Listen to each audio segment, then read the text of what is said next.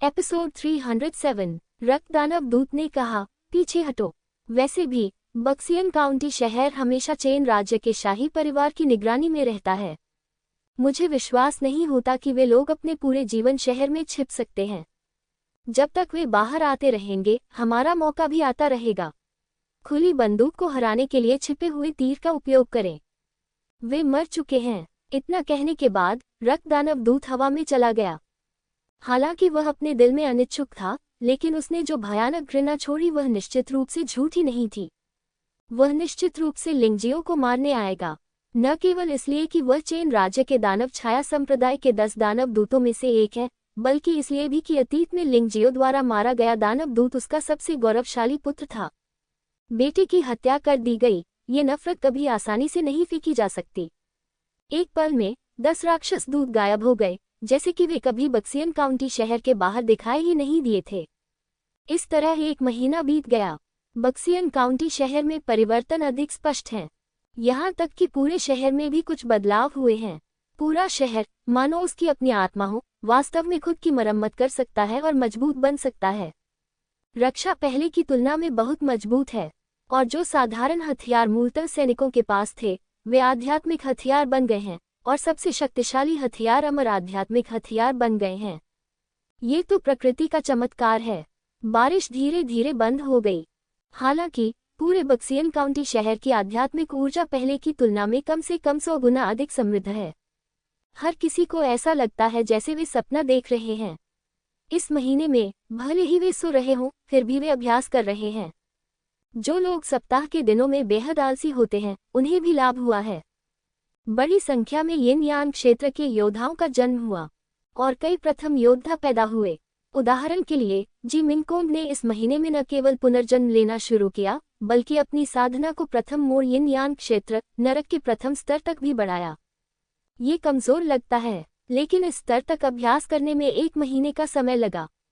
अगर बारिश न होती, यदि लिंगजियो द्वारा कोई अमृत नहीं दिया गया होता, वह ऐसा कभी नहीं कर पाएगी। ये सिद्धांत है कि पूर्वज पेड़ लगाते हैं और वंशज छाया का आनंद लेते हैं। लिंगजियाओ खुद को मजबूत बनाने के लिए कड़ी मेहनत करेगा, और फिर पूरे तियानचाओ साम्राज्य के योद्धाओं को मजबूत बनने के लिए प्रेरित करेगा। यद्यपि कुछ लोगों की योग्यता सीमित होती है, फिर भी कम से कम उनमें से कुछ लोग धीरे धीरे उसकी गति के साथ चल सकते हैं और उससे पूरी तरह पीछे नहीं रह जाएंगे। क्योंकि मधुर वर्षा की सांद्रता और आध्यात्मिक ऊर्जा का घनत्व अंदर से बाहर तक कमजोर होता जा रहा है। 8 अमर महल में स्थित मीठी बारिश सबसे शक्तिशाली है, इसलिए यहाँ खेती की गति भी सबसे तेज है। लिंगजियाओ ने अपने सबसे भरोसेमंद रिश्तेदारों और दोस्तों को यहीं रहने और उसके साथ अभ्यास करने के लिए कहा। परिणामस्वरूप उनकी ताकत भी बढ़ गई है, मानो वे उल्टी हुई तलवार पर बैठे हों। लिन रुक्सियन और यू शांग मूल रूप से साधना में बहुत मजबूत थे, और अब दोनों ने यिन और यान क्षेत्र के पहले मोड़ में नरक के 10वें स्तर के प्रारंभिक चरण को तोड़ दिया है। अतीत में खेती की यह गति असंभव थी। जहां तक लिन यान, चेंग फेइंग और अन्य लोगों का प्रश्न है, उन्होंने भी यिन और यान क्षेत्र के प्रथम चरण, नरक के 8वें स्तर तक अपनी साधना में सुधार किया है, और वे लिन रुक्सियन और यू शांग के बाद दूसरे स्थान पर हैं। शुई लाओ, चंद्रवंश के बुजुर्ग और चंद्रवंश के प्रमुख में भी काफी सुधार हुआ है। यिन और यान क्षेत्र के प्रथम चरण में साधना नरक के 8वें स्तर तक भी पहुंच गई है। शायद बाहरी लोगों के लिए ये स्थिति बिल्कुल पागलपन भरी और लगभग असंभव है, लेकिन अगर आप इसके बारे में ध्यान से सोचें तो आप इसे समझ सकते हैं। 8 अमर महलों में स्वर्ग और पृथ्वी की आध्यात्मिक ऊर्जा चरम सीमा तक पहुंच गई है, जो शाही गुप्त क्षेत्र की तुलना में कहीं अधिक प्रबल है। ये हास्यास्पद होगा यदि यिन और यान क्षेत्र के प्रथम स्तर तथा नरक के 8वें स्तर या उससे ऊपर के साधना स्तर वाले कुछ योद्धा पैदा न हो सके। ये लिंगजियाओ के प्रयासों की बर्बादी होगी। बेशक, केवल इतना ही नहीं, 8 अमर शाही सेना और शहर रक्षा सेना द्वारा उठाए गए राक्षसों और घोड़ों के समूह को भी इस बारिश से बहुत लाभ हुआ।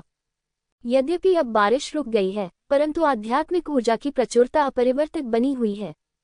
भविष्य में 8 अमर काउंटी शहर खेती के मामले में इंपीरियल सीक्रेट क्षेत्र के सैनिक स्तर के क्षेत्र और सामान्य स्तर के क्षेत्र से नहीं हारेंगे।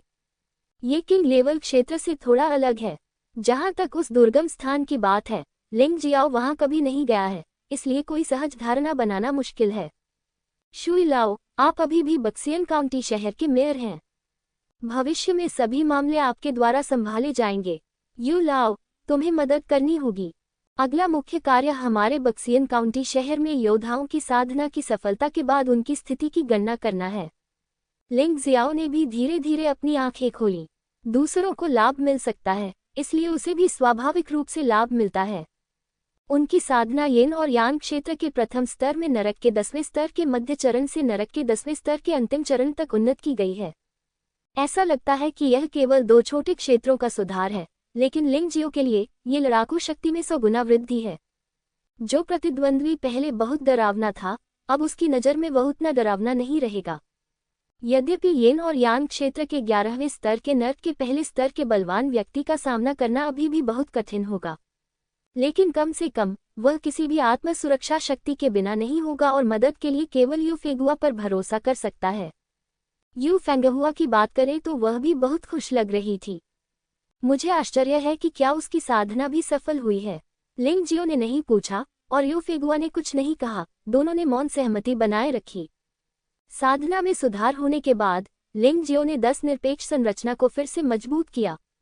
10 निरपेक्ष संरचना की शक्ति निश्चित रूप से पहले की तुलना में 10 गुना अधिक मजबूत है। अगर चेन के शाही परिवार को पता चल जाता कि उन्होंने बक्सियन काउंटी शहर पर हमला करने का इतना अच्छा अवसर खो दिया है, तो मुझे डर है कि वे मौत से ज्यादा क्रोधित होंगे। तुम्हें पता है, बक्सियन काउंटी शहर जानलेवा इरादों से भरा हुआ है। विदेशी दुश्मनों की तो बात ही छोड़ी, अगर कोई मच्छर भी दुर्भावनापूर्ण इरादे से उड़कर आ जाए तो उसे तुरंत मार दिया जाएगा। वर्तमान बक्सियन काउंटी शहर बिल्कुल अभेद्य है, इसलिए लिंग जियो अब इस जगह के बारे में चिंतित नहीं है। वह जाने की योजना बना रहा है। चेन राज्य के लोग हमला करने की पहल करने के लिए तैयार नहीं हैं, इसलिए वह पहले हमला करेगा। वैसे भी जल्दी या बाद में वह इन लोगों के साथ दुश्मन बन जाएगा। लिंग जियाओ, मुझे तुम्हें कुछ देर के लिए छोड़ना होगा। जब लिंग जियो हमला करने की पहल करने वाला था, तो यू फेगुआ ने छोड़ने का प्रस्ताव रखा। हालांकि लिंग जियो का इरादा शाही परिवार को ध्वस्त करने के लिए यू फेगुआ की शक्ति पर भरोसा करने का नहीं था, अन्यथा वह लेइदू में रहते हुए ऐसा कर चुका होता। वह थोड़ा आश्चर्यचकित था कि यू फेगुआ ने इस समय क्यों जाने का फैसला किया। आप ये भी जानते हैं कि लगभग हर संप्रदाय में कभी कभी बाहर प्रशिक्षण ले रहे शिष्यों को मूल्यांकन में भाग लेने के लिए संप्रदाय में वापस आना पड़ता है। अनंत जीवन पैलेस के एक शिष्य के रूप में मुझे यह अवसर नहीं गंवाना चाहिए। लेकिन चिंता मत करो, मैं कम से कम 1 महीने में और अधिक से अधिक 3 महीने में अवश्य वापस आऊंगा। यू फेगुआ को नहीं पता था कि वह लिंग जियो की राय को लेकर इतनी चिंतित क्यों थी और उसे क्यों समझाना पड़ा। संक्षेप में, वह महसूस कर सकती थी कि जब वह लिंग जियो के साथ थी तो वह विशेष रूप से तनावमुक्त, सहज और आरामदायक महसूस कर रही थी। अगर ऐसा है तो मैं तुम्हें नहीं रोकूंगा। तुम्हारी अपनी दुनिया है और मेरी अपनी। मैं बस यही उम्मीद करता हूं कि एक दिन मैं भी आपके बराबर खड़ा हो सकूंगा।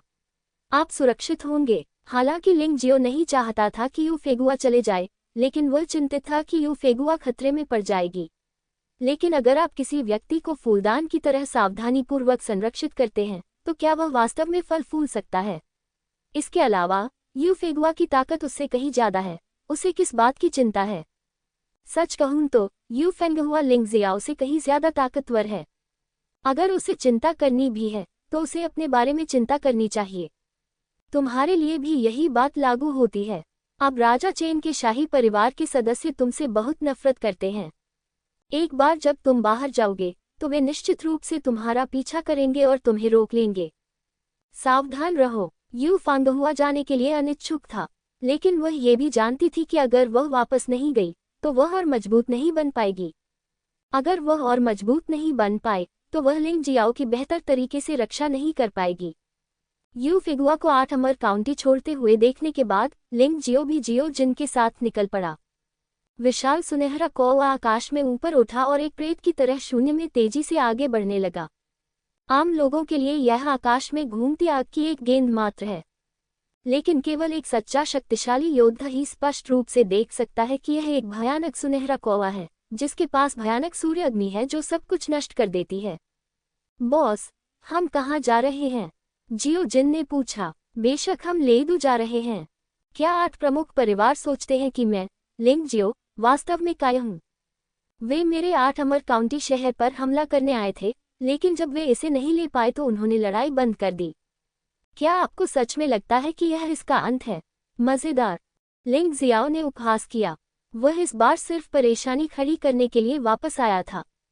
हालांकि वह थंडर सम्राट लेई जुन और 14वें राजकुमार का विरोधी होने की संभावना नहीं थी, लेकिन वह लिंग जियाओ दूसरों से निडर था। अगर तुम मुझे उकसा सकते हो तो मैं तुमसे निपट सकता हूँ। वैसे भी, हालांकि लेई डू के पास भी संरक्षण है, ये निश्चित रूप से उनके 8 अमर काउंटी 10 जुए संरचना जितना शक्तिशाली नहीं है। इससे भी अधिक, मुझे डर है कि किसी ने भी नहीं सोचा होगा कि वह लिंग जियो खुले तौर पर बदला लेने के लिए लेईडू के पास जाएगा। उनकी योजना बहुत स्पष्ट है। पहला कदम राजकुमार जिक्सियन के महल में जाना और भूमिगत 9 पाताल लोक से स्वर्ण कौवे की बची हुई आत्मा को प्राप्त करना है।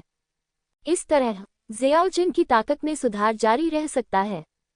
अगला कदम हटानो परिवार को नष्ट करना है। वैसे भी नमिनो परिवार उसके साथ झगड़ा करने लगा है। यह उल्लेख करने की आवश्यकता नहीं है कि उन्होंने बार बार उसके 8 अमर काउंटी पर आक्रमण किया है। यदि परिवार को नष्ट नहीं किया जा सकता है तो यह हमेशा एक छिपा हुआ खतरा रहेगा। बेशक लिंग जियो को यह नहीं पता था कि उससे निपटने के लिए जनरल जी लेई ने पहले ही छाया संप्रदाय की शक्ति का इस्तेमाल किया था। अब चेंग वुओ के राक्षसी छाया संप्रदाय के 10 राक्षस दूत लीडू में हैं, उससे निपटने के अवसर की प्रतीक्षा कर रहे हैं।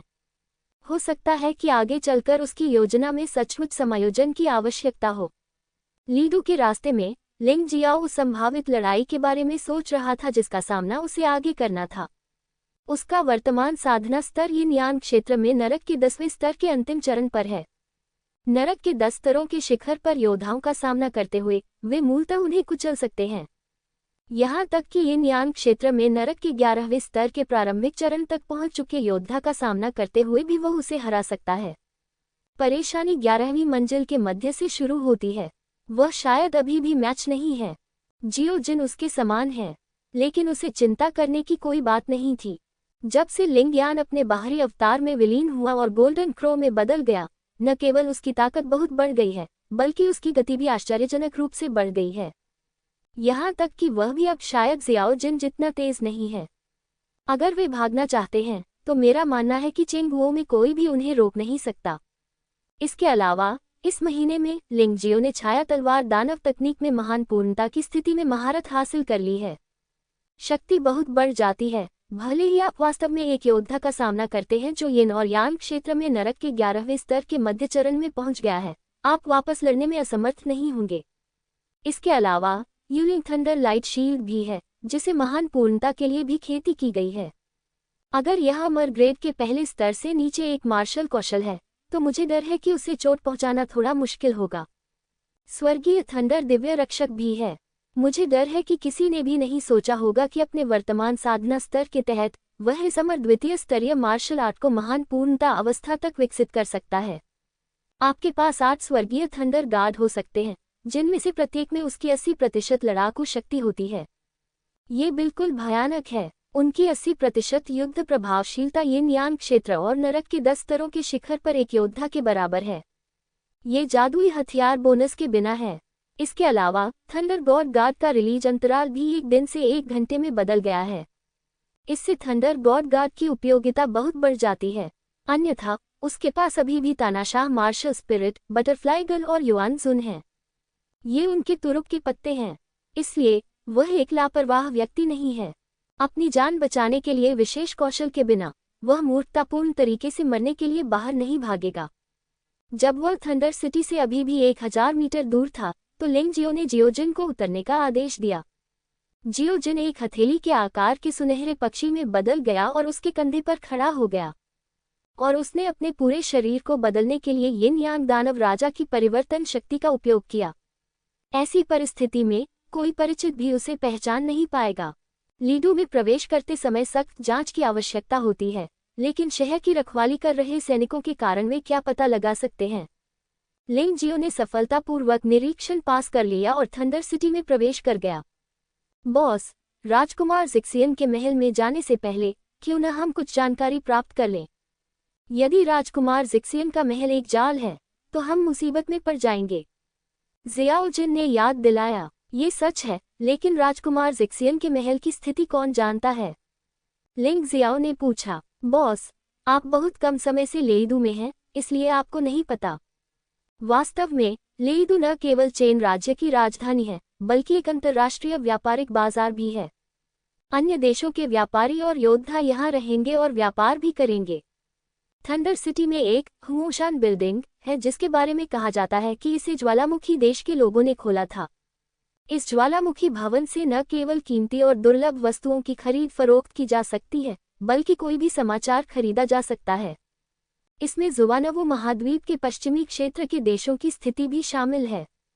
यहाँ तक कि ज्वालामुखी भवन ने चेन साम्राज्य के योद्धाओं के लिए ज्वालामुखी योद्धाओं की एक सूची भी तैयार की है।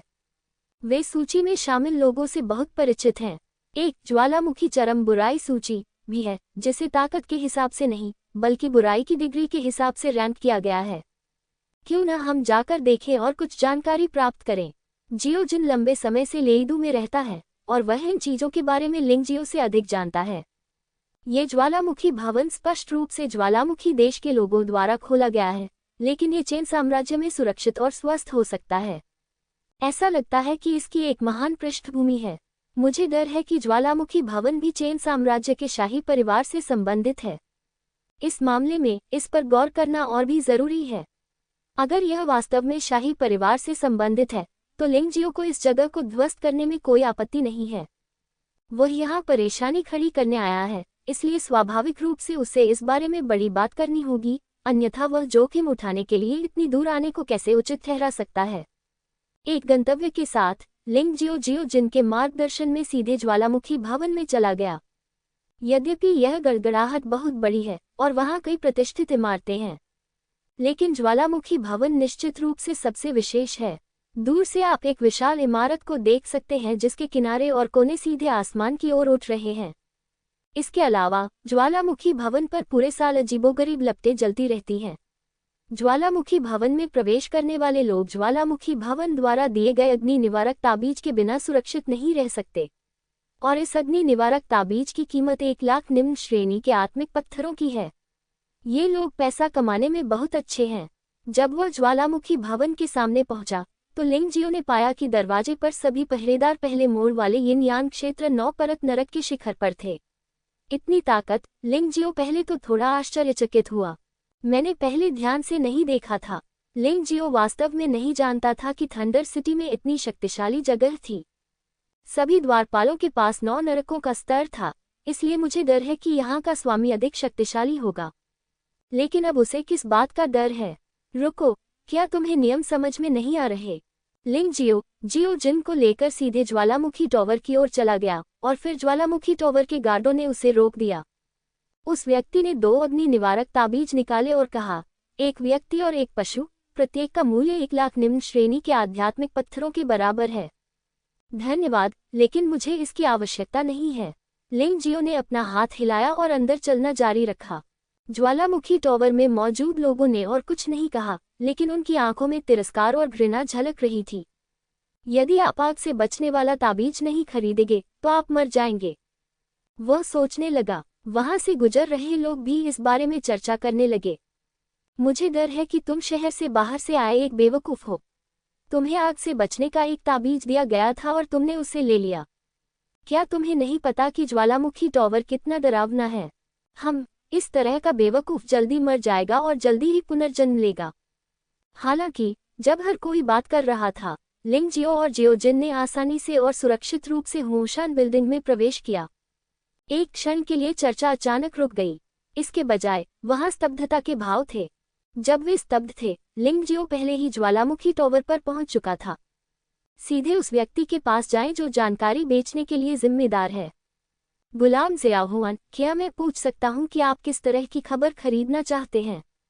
लिंगजियो का स्वागत करने वाली महिला एक छोटी सी परिवार की जैद लड़की की तरह दिखती थी, लेकिन उसकी आवाज भी बहुत मधुर थी। ऐसा लगता है कि सेवा का रवैया वास्तव में अच्छा है। जियोहुआन लिंगजियो को एक छोटे से कमरे में ले गया जिसमें बहुत अच्छी ध्वनिरोधी व्यवस्था थी। कमरा केवल 5 वर्ग मीटर का है, लेकिन ये स्पष्ट रूप से व्यापार के लिए पर्याप्त है। मैं शाही परिवार के बारे में जानकारी पूछना चाहता हूँ। क्या आपके पास कोई जानकारी है? लिंगजियाओ ने सीधे मुद्दे पर पूछा। ज़ियाओहुआन एक पल के लिए स्तब्ध रह गया, फिर मुस्कुराया और कहा, बेशक ये कोई समस्या नहीं है, लेकिन कीमत के मामले में यह अधिक महंगा होगा। कितने? लिंग जियाओ ने पूछा, यह इस बात पर निर्भर करता है कि कौन शाही परिवार से है। जियाओ हुआन ने फिर कहा, क्या होगा अगर यह राजकुमार जिक्सियन के महल के बारे में खबर है। ये सुनकर जियो हुआन की आंखें आश्चर्य से चमक उठी, लेकिन उसने जल्दी से इसे ढक लिया और मुस्कुराते हुए कहा, राजा जिक्सियन राजकुमार झान जितना ही प्रसिद्ध है। हालांकि अब उसका जीवन और मृत्यु अज्ञात है, लेकिन उसके बारे में खबर कम से कम 10 मिलियन युआन की है। केवल निम्न श्रेणी के आध्यात्मिक पत्थर ही पूछताछ करने के योग्य हैं। बहुत अच्छी बात है, जब तक जानकारी विश्वसनीय है, ये आपकी है। लिंग जियाओ ने लापरवाही से एक स्टोरेज रिंग मेज पर रख दी। स्टोरेज रिंग के अंदर कुल 10 मिलियन निम्न श्रेणी के आध्यात्मिक पत्थर थे। सर, कृपया एक क्षण रुकें। मैं अभी दूसरी मंजिल के मालिक को ढूंढता हूँ। मैं इस स्तर के लेन देन का मालिक नहीं हो सकता, जियाओ हुआन ने जल्दी से कहा। कर सकना। लिंग जियो ने सिर हिलाया और फिर एक पल के लिए इंतजार किया। दरवाजा खोला गया और जियो हुआन के अलावा एक और व्यक्ति था जो बहुत ही शानदार कपड़े पहने हुए था और बहुत अमीर लग रहा था। ताकत और भी अधिक शक्तिशाली है। मुझे डर है कि वह दूसरी मंजिल का मालिक है जिसका जियाओ हुआन ने उल्लेख किया था। ये हमारी दूसरी मंजिल का मालिक है। अगर तुम्हें कोई काम हो तो उसे बता दो, मैं पहले निकल जाऊंगा। जब दूसरी मंजिल के मालिक ने दरवाजे में प्रवेश किया तो उसने सबसे पहले लिंगजियो के कंधे पर खड़े सुनहरे पक्षी को देखा। वह एक ऐसा व्यक्ति है जिसे दुर्लभ और नायाब खजानों को इकट्ठा करने का शौक है। उसने पहले कभी ऐसा सुनहरा पक्षी नहीं देखा था, इसलिए उसे तुरंत दिलचस्पी हो गई। इसके विपरीत ये 10 लाख निम्न श्रेणी के आध्यात्मिक पत्थर थे और उसने इसकी ओर देखा भी नहीं। युवा स्वामी, आप राजा जिक्सियन के बारे में जानना चाहते हैं? दूसरी मंजिल के मालिक ने अपनी नज़रें जियाओ जिन पर गड़ाए रखी और लिंग जियाओ की तरफ बिल्कुल भी नहीं देखा। हाँ, मैं जानना चाहता हूँ कि राजकुमार जिक्सियन के महल में क्या चल रहा है। लिंग जियाओ ने पूछा। हम हुओशान टॉवर में स्वाभाविक रूप से यह जानते हैं, लेकिन आप ये जानकारी क्यों पूछ रहे हैं? दूसरी मंजिल के मालिक की नज़र आखिरकार लिंग जियो पर पड़ी, लेकिन उसकी आंखों में थोड़ी सतर्कता और उदासीनता थी। क्या हुओशान लो इसी तरह का व्यापार करता है? आप बिना कारण बताए कुछ भी नहीं खरीद सकते। लिंग जियाओ ने वापस पूछा। हाँ, ऐसा नहीं है। बात बस इतनी है कि यह खबर बहुत महत्वपूर्ण है, इसलिए हमें सतर्क रहना चाहिए। वैसे क्या युवा स्वामी इस खरीद की खबर के लिए इनाम के रूप में अपने कंधे पर सोने की चिड़िया का उपयोग कर सकते हैं? दूसरी मंजिल के मालिक ने अचानक पूछा। यह असंभव है। लिंग जियाओ ने अपना सिर हिलाया और कहा, मैं इसे बहुत सारे पैसों से खरीद सकता हूँ। न केवल मैं तुम्हें वह समाचार बताऊंगा जो तुम जानना चाहते हो, बल्कि मैं तुम्हें 100 मिलियन निम्न श्रेणी के आध्यात्मिक पत्थर भी दे सकता हूँ। दूसरी मंजिल के मालिक ने फिर कहा, क्या आप अपने भाई को बेचेंगे? लिंग जियाओ की भौहें सिकुड़ गईं। जियाओ जिन एक पक्षी नहीं है, बल्कि मेरा भाई है। हाँ, यही बात है। दूसरी मंजिल के मालिक के चेहरे पर मुस्कान थी, लेकिन उसके होठों पर क्रूरता झलक रही थी। कुछ लोगों ने उसका सामना करने का साहस नहीं किया। वह बहुत दुखी था। हालांकि ज्वालामुखी टॉवर में कड़ी पकड़ थोड़ी ज्यादा है और इससे ज्वालामुखी टॉवर की प्रतिष्ठा को नुकसान होगा। इसके अलावा वह अपने प्रतिद्वंद्वी की ताकत नहीं जानता, इसलिए सावधान रहना बेहतर है। ठीक है, 1 मिनट रुको, मैं अपने बड़े भाई से निर्देश मांगने जा रहा हूँ। अगर वह तुम्हें जानकारी बेचने के लिए सहमत हो जाए तो सौदा हो जाएगा। आखिरकार आप जो जानकारी चाहते हैं वह बहुत महत्वपूर्ण है और मैं बिना अनुमति के निर्णय नहीं ले सकता। दूसरी मंजिल का मालिक खड़ा हुआ और बोला, इस बार मुझे आशा है कि आप सीधे उस व्यक्ति को ढूंढ पाएंगे जो निर्णय ले सकता है और मुझे यहाँ बैठे रहने नहीं देंगे। लिंग जियाओ का चेहरा थोड़ा नाखुश था। दूसरे पक्ष के व्यवहार से वह बहुत दुखी हो गया। कोई भी काम करते समय भले ही आप उसे एक चरण में सही ढंग से न कर पाएं, आप उसे बार बार नहीं कर सकते। मास्टर, कृपया नाराज मत होइए, एक क्षण रुकिए। दूसरी मंजिल का मालिक मुड़ा और कमरे से बाहर चला गया। बॉस, जिस तरह से वह आदमी मेरी ओर देख रहा है वह सचमुच परेशान करने वाला है। जियो जिन ने गुस्से में कुछ बार चिल्लाया और फिर अपनी आवाज आत्मा के माध्यम से प्रेषित की। ये बहुत कष्टप्रद है। आप क्या चाहते हैं कि मैं उसे सबक सिखाऊं?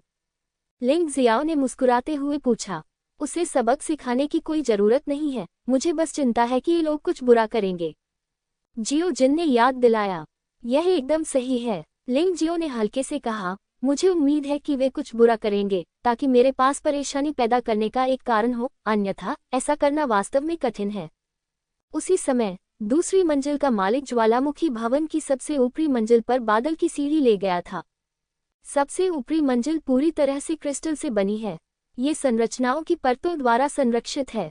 अंदर से आप थंडर सिटी का संपूर्ण मनोरम दृश्य देख सकते हैं, लेकिन बाहर के लोग यह नहीं देख सकते कि अंदर क्या हो रहा है। इस समय 3 लोग ऊपरी अटारी में बातें कर रहे थे। उनमें से एक स्वाभाविक रूप से ज्वालामुखी बिल्डिंग का बड़ा मालिक था। अन्य 2 थे स्काई थंडर कोर के जनरल किंगली और रक्त दानव दूत, जो दानव छाया द्वार के 10 दानव दूतों में से एक था। सूचना देने के बाद दूसरी मंजिल का मालिक कमरे में दाखिल हुआ। भाई, कोई जानकारी खरीदना चाहता है, लेकिन मैं निर्णय नहीं ले पा रहा हूँ। कौन सी जानकारी? आप निर्णय नहीं ले सकते। जब दोनों ने बात की तो उन्होंने जनरल किंगली और रक्त दानव दूत को बाहरी व्यक्ति नहीं माना। जाहिर है उनके बीच किसी प्रकार का संबंध अवश्य होना चाहिए। कौन सी जानकारी? आप निर्णय नहीं ले सकते। पहली मंजिल के मालिक ने भौहें सिकुड़ी। यह सिक्सियन पैलेस के बारे में खबर है। दूसरी मंजिल के मालिक ने जनरल किंगली और रक्त दानव दूत को देखा और गंभीरता से कहा। सचमुच, जब ये शब्द बोले गए तो कमरे में मौजूद कई लोग तुरंत गंभीर हो गए। क्या हो रहा है? कौन सिक्सियन पैलेस के बारे में खबर खरीदना चाहता है? रक्त दानव दूत ने उत्सुकता से पूछा। रक्त दानव दूत इतना उत्साहित क्यों है? जनरल किंगली ने हैरानी से पूछा। वह यहाँ है, वह यही होना चाहिए। हाँ, कितना साहस, कितना घमंडी लड़का है। उसने वास्तव में अकेले ही दुश्मन के शिविर में आने की हिम्मत की। ये लिंग जियो वास्तव में वह आदमी है जिसके कारण चेन राज्य का शाही परिवार भी परेशानी में है। रक्त दानव दूत ने कोई उत्तर नहीं दिया, बल्कि हंस दिया। रक्त दानव दूत मजाक कर रहा है ना? भले ही लिंगजियो के पास 100 साहस हो, मुझे डर है कि भगवान लेईजून के क्रोध का सामना करते हुए वह केवल 8 अमर काउंटी शहर में छिप सकता है और अपने जीवन को बचाने के लिए 10 निरपेक्ष संरचनाओं पर भरोसा कर सकता है। उसकी हिम्मत कैसे हुई लीडू में आने की? जनरल किंगली को इस पर बिल्कुल भी विश्वास नहीं हुआ। इमारत के मालिक को भी इस बात पर विश्वास नहीं हुआ। इमारत के दूसरे मालिक को यह और भी अधिक अविश्वसनीय लगा। इससे कोई फर्क नहीं पड़ता कि आप इस पर विश्वास नहीं करते हैं। इस राक्षस दूत को मार डालने के लिए ले जाए और आपको परिणाम पता चल जाएगा। रक्त दानव दूत खड़ा हुआ और ठंडी हंसी हंसने लगा। क्या होगा अगर मैं गलत व्यक्ति को मार दूं? इमारत के मालिक ने पूछा। ये गलत है, ये गलत है। मैं एक को जाने देने के बजाय गलती से 10,000 लोगों को मार देना पसंद करूंगा। हम दानव छाया संप्रदाय में इसी तरह काम करते हैं। रक्त दानव दूत ने उपहास किया। हाँ, ये वास्तव में दानव छाया संप्रदाय है, लेकिन हमारे ज्वालामुखी भवन में कार्रवाई करना हमेशा बुरा होता है। इससे हमारी ज्वालामुखी बिल्डिंग की प्रतिष्ठा को नुकसान पहुंचेगा। इमारत का मालिक हंसा। तुम मुझे रोकना चाहते हो? रक्त दानव दूत की आंखों में ठंडी रोशनी चमक रही थी और यह संकेत था कि अगर वह मुझसे असहमत हुआ तो वह कार्रवाई करेगा। रक्त दानव दूत, हम सब एक ही हैं, मैं तुम्हें क्यों रोकूं? मैं तो बस ये चाहता हूं कि तुम अपना स्थान बदल लो। बिल्डिंग के मालिक ने हल्के से कहा। इस ज्वालामुखी बिल्डिंग को छोड़ने के बाद ये हमारा काम नहीं है कि उसे किसने मारा। वैसे दूसरे भाई, पहले स्पिरिट स्टोन ले लो। वैसे भी वह आदमी पहले से ही मरने वाला आदमी है। अगर तुम स्पिरिट स्टोन नहीं ले जाओगे तो ये बर्बाद हो जाएगा। हे, चिंता मत करो बड़े भाई, मुझे पता है क्या करना है। दूसरे भवन मालिक ने उपहास किया और भवन मालिक का दृष्टिकोण बिल्कुल वैसा ही था जैसा वह चाहता था। फिर उसने रक्त दानव दूत की ओर देखा और कहा, रक्त दानव दूत, उस बच्चे पर एक सुनहरा पक्षी है, उसे मत मारो, मैं उसे बहुत प्यार करता हूँ। चिंता मत करो, उसे मार दो और पक्षी तुम्हारा हो जाएगा। रक्त दानव दूत को सुनहरे पक्षी में कोई दिलचस्पी नहीं थी, लेकिन होशान टॉवर में आप लोग वास्तव में नीच हैं। तुमने उसका पैसा ले लिया। न केवल तुमने उसके लिए कुछ नहीं किया, बल्कि तुमने उसकी जिंदगी भी मुझे बेच दी। क्या ये ठीक है? घृणित। ये सबके लिए एक समान है जिसने उस बच्चे को बेवकूफ बनाया। यदि वह लिंगजियो है तो उसे मारना ही उचित है। यदि ऐसा नहीं है तो इसका मतलब कि यह बच्चा बहुत मूर्ख है। उसने वास्तव में सीधे जिक्सियन पैलेस की खबर खरीदने की हिम्मत की। हम बस उसे खबर दे दो, लेकिन जब वह जिक्सियन पैलेस जाएगा तो क्या होगा, इस पर हमारा कोई नियंत्रण नहीं है। बिल्डिंग के मालिक को ये शब्द अपमानजनक नहीं लगा। उसके हाव भाव से लगता था कि वह काफी गर्वित था। वे सभी चालाक लोग हैं। जनरल किंग लेई ने यह दृश्य देखा और हंसने से खुद को रोक नहीं पाए। दूसरों को केवल ये पता है कि होशान बिल्डिंग होशान लोगों द्वारा खोली गई थी, लेकिन वे यह नहीं जानते कि होशान बिल्डिंग वास्तव में एक खुफिया एजेंसी है जिसका इस्तेमाल 14वें राजकुमार द्वारा जानकारी प्राप्त करने के लिए किया जाता है। आप भवन के मालिक ने इस बार योगदान दिया है। मुझे डर है कि भविष्य में 14वें राजकुमार द्वारा आपको अधिक महत्व दिया जाएगा। ठीक है, चलो एक दूसरे के बारे में शेखी बघारना बंद करें और अपना काम करें। रक्तदानव दूत ने व्यंग्य करते हुए कहा, मैं सबसे पहले ज़िक्सियन महल पर घात लगाऊंगा। इतना कहकर वह मुड़ा और चला गया।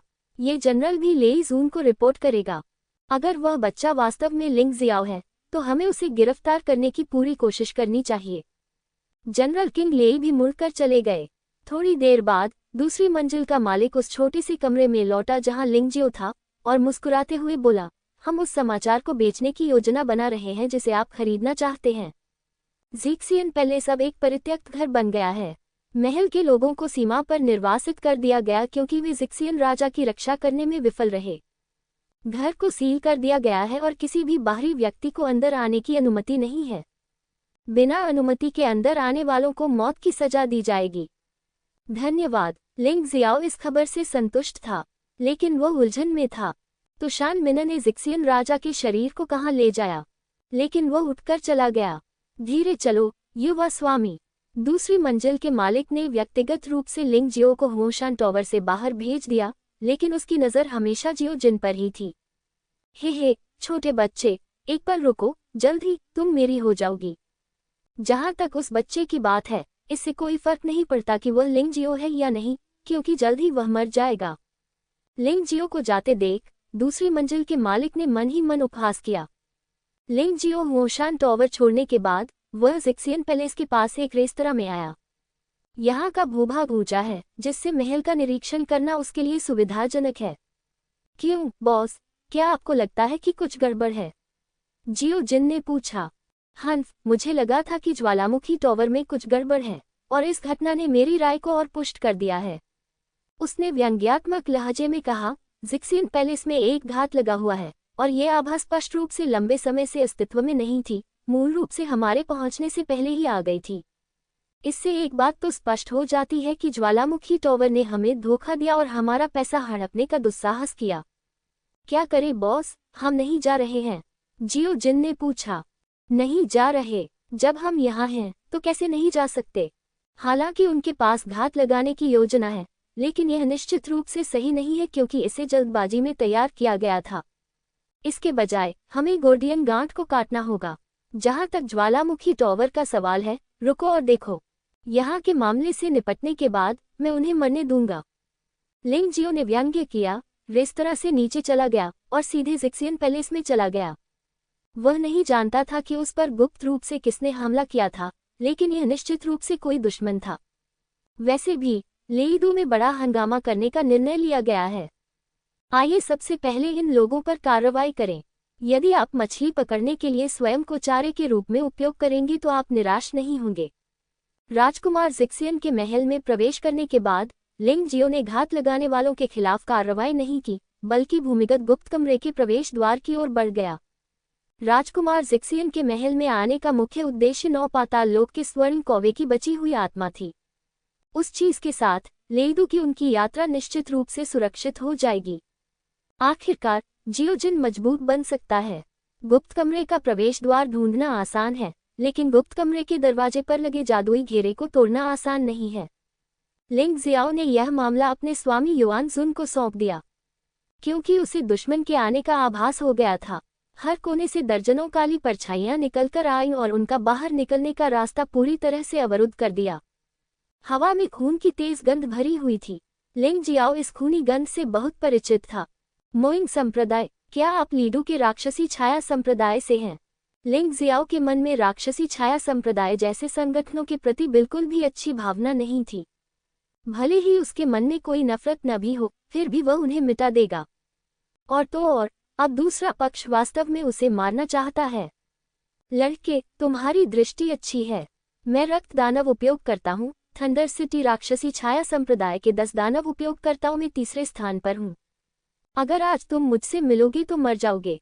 रक्त दानव दूत ने ठंडे स्वर में कहा, क्या तुम्हें अभी भी वह राक्षस दूत याद है जिसे तुमने 8 अमर काउंटी में मारा था? वह मेरा जैविक पुत्र है। आज मुझे उसका बदला लेना होगा। येन यान क्षेत्र में नरक के 11वें स्तर में साधना का पहला चरण। लिंग जियाओ ने भौहें सिकोड़ी। इस आदमी की ताकत ने वास्तव में उसे आश्चर्यचकित कर दिया। सौभाग्य से यह एकमात्र योद्धा है जिसने नरक के 11वें स्तर की खेती की है, अन्यथा आज 9 पाताल लोक और स्वर्ण कौवा की अवशेष आत्मा को प्राप्त करना मुश्किल होगा। ओह, तुम उस घमंडी हारे हुए आदमी के बारे में बात कर रहे हो? हाँ, मैंने उसे मार डाला।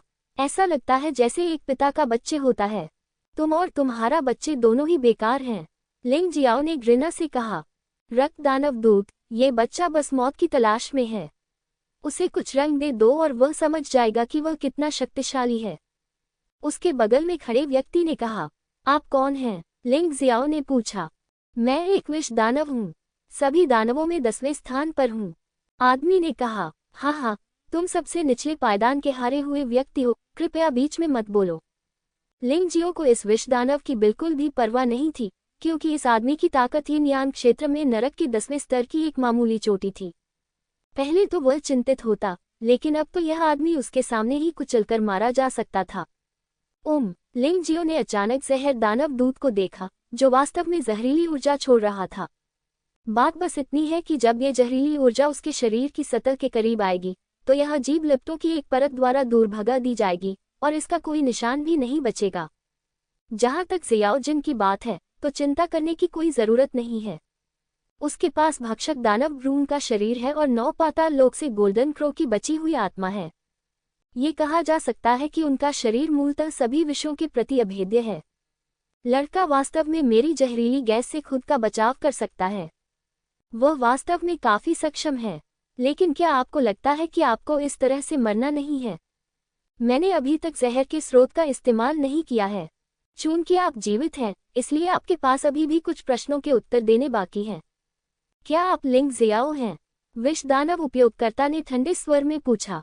ये सुनकर लिंग जियो को तुरंत समझ में आ गया कि ये गैंगस्टर केवल रक्त दानव दूत के बेटे का बदला लेने की कोशिश नहीं कर रहे थे। क्या मैं लिंग जियाओ हूँ? क्या मैंने ये पहले नहीं कहा था? अगर आप अपने सिर में पानी के कारण इसे नहीं सुन सकते हैं, तो मत पूछिए। लिंग जियो ने अभी अभी स्वीकार किया था कि उसने रक्त दानव दूत के बेटे को मार दिया था, जो कि लिंग जियो के रूप में अपनी पहचान को अप्रत्यक्ष रूप से स्वीकार करने के बराबर था। ये हास्यास्पद है कि दूसरे पक्ष ने इस पर ध्यान नहीं दिया। जहरीले राक्षस दूत के कुछ भी कहने की प्रतीक्षा किए बिना लिंग जियो ने आगे कहा, क्या हुओशान टॉवर ने मेरे यहाँ आने की खबर तुम्हें लीक कर दी है? और आप कौन हैं? लीडू के आर्कडिकन कौन हैं? हाँ, तुम बच्चे वास्तव में पुनर्तः मूर्ख हो। जहर दानव को लिंग जियो का उपहास करने का अवसर मिल गया था और उसने व्यंग्य किया, वो टॉवर 14वें राजकुमार की शक्ति है और आप वास्तव में राजकुमार जिक्सियन के महल के बारे में जानकारी खरीदने के लिए वहां गए थे। क्या आप जानते हैं इसे क्या कहते हैं? इसे कहते हैं खुद को जाल में फेंकना।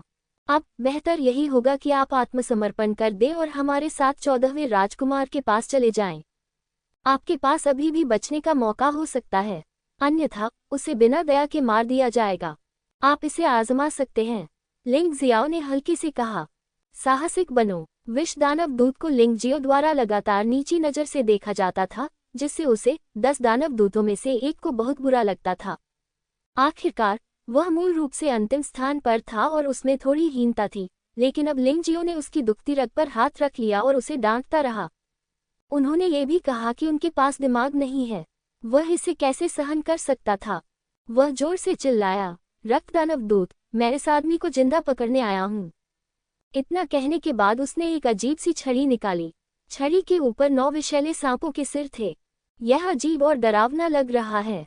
लड़के, ये 9 सांप कर्मचारी मानव रक्त चूसना पसंद करता है। तुम्हें इसका अगला शिकार बनना चाहिए। ये कहते ही वह हरकत में आ गया और अचानक चीख पड़ा। आह! मध्य रात्रि में चीखें विशेष रूप से तीव्र लग रही थीं। इस समय जहरीले दानव दूत ने कभी उम्मीद नहीं की थी कि कार्रवाई करने से पहले वह व्यक्ति लिंग जियो के हाथों में पड़ जाएगा। लिंग जियो ने उसे इतनी आसानी से पकड़ लिया कि उसे नंगी आंखों से पहचान पाना मुश्किल था। उसकी गर्दन दबी हुई थी और उसकी चीखें थोड़ी ऊंची थी। उस क्षण वह अत्यधिक घबरा गया, क्योंकि वह महसूस कर सकता था कि जब तक लिंगजियो उसके हाथों पर बल डालेगा, उसका जीवन तुरंत अलविदा कह देगा।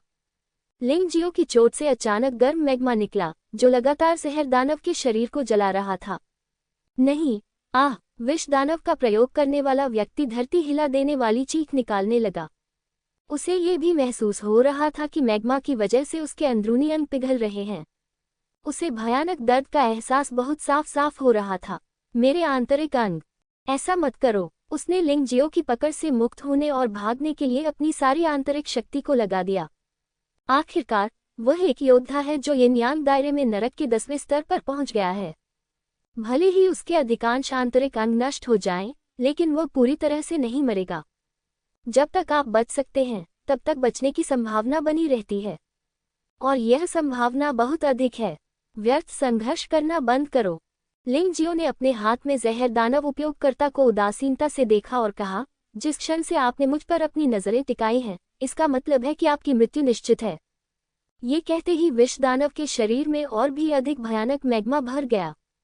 विष दानव का शरीर बाहर से अंदर तक पूरी तरह पिघल गया और सूखे खून के ढेर में बदल गया।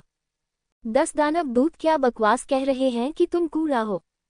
तुम सचमुच कूड़ा हो। चूंकि तुम आज यहाँ हो, इसलिए मैं पहले तुम्हें नष्ट करूंगा और फिर ज्वालामुखी टॉवर को नष्ट करूंगा।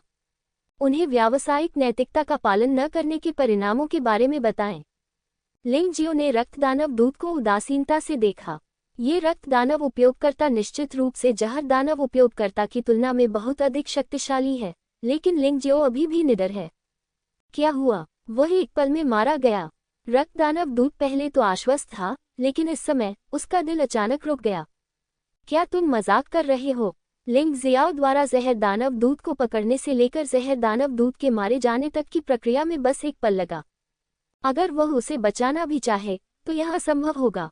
और वह ये भी महसूस कर सकता था कि लिंगजियो के कंधे पर खड़े सुनहरे पक्षी की भी एक आभा थी जिससे वह बेहद डर गया था। क्या ऐसा हो सकता है कि इस बार वह कोई गलती करने जा रहा है?